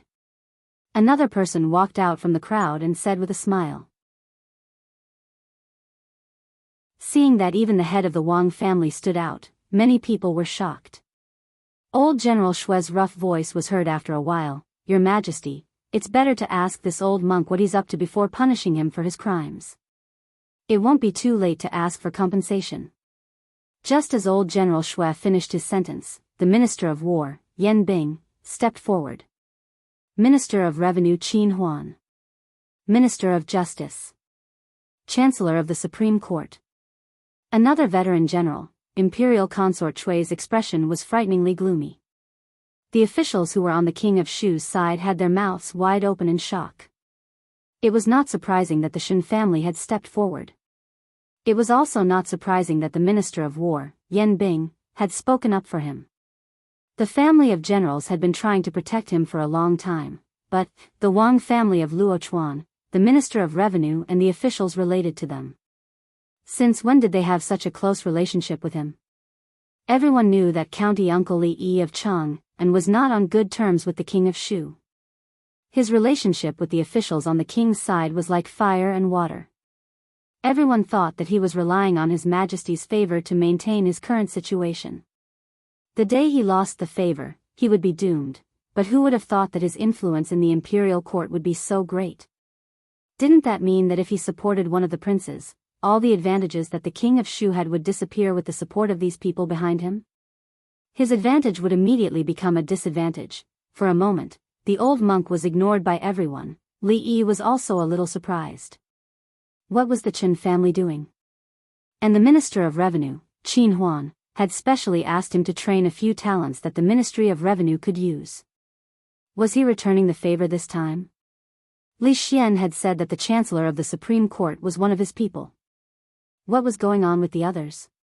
He was not familiar with them at all. Oh, yes, among the people who had sent gifts to his family a few days ago, there seemed to be some familiar faces. The surrounding people were still whispering.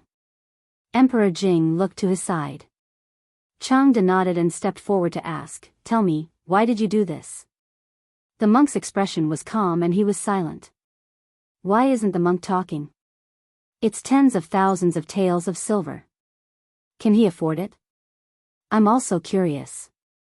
Does this monk have a grudge against the Qin family? While the crowd was whispering, Li Yi suddenly said, "Your Majesty, I seem to have seen this master and the princess say a few words." The first half of his sentence was very light, but he emphasized the word princess. What? Emperor Jing did not hear Li Yi's words clearly. He asked in confusion, "What did you just say?" Ba. The old monk finally said, "I don't know Princess Hui at all." I'm afraid you've made a mistake. Chang De glanced at Li Yi. Even with his great hearing, he did not hear what Li Yi had just said about the princess. He looked at him and asked, "Did you just say that the monk talked to Princess Hui?" No. Li Yi shook his head and said, "I thought about it. I seem to have made a mistake just now." What did Supervisor Chang say about Princess Hui? The old monk looked up at him with an unbelievable expression in his eyes. Finally, he lowered his head. County Magistrate Li, you're wise. I have nothing to say. After saying this, the old monk said no more. After a short period of silence, the crowd made way for them. Princess Hui stood at the end of the road with a pale face. "Empress, I'll leave this matter to you," Emperor Jing said lightly, glanced at Li Yi, and said, "Come with me." Watching Emperor Jing walk to the back hall, Li Yi shook his head and followed. "This time, the Qin family does not owe you." When he walked past Qin Chong, he glanced at Li Yi and said in a low voice. Li Yi turned to look at Third Miss Chen and said, "Remember to ask the imperial physician to treat the wound again. Don't touch water these days." Watching his back disappear, several officials in the crowd gathered together with a slightly gloomy face.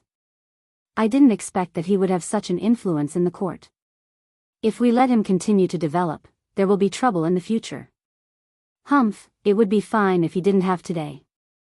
Making friends has violated His Majesty's taboo. Do you think he can continue to be favored by the emperor? A person showed a sneer on his face.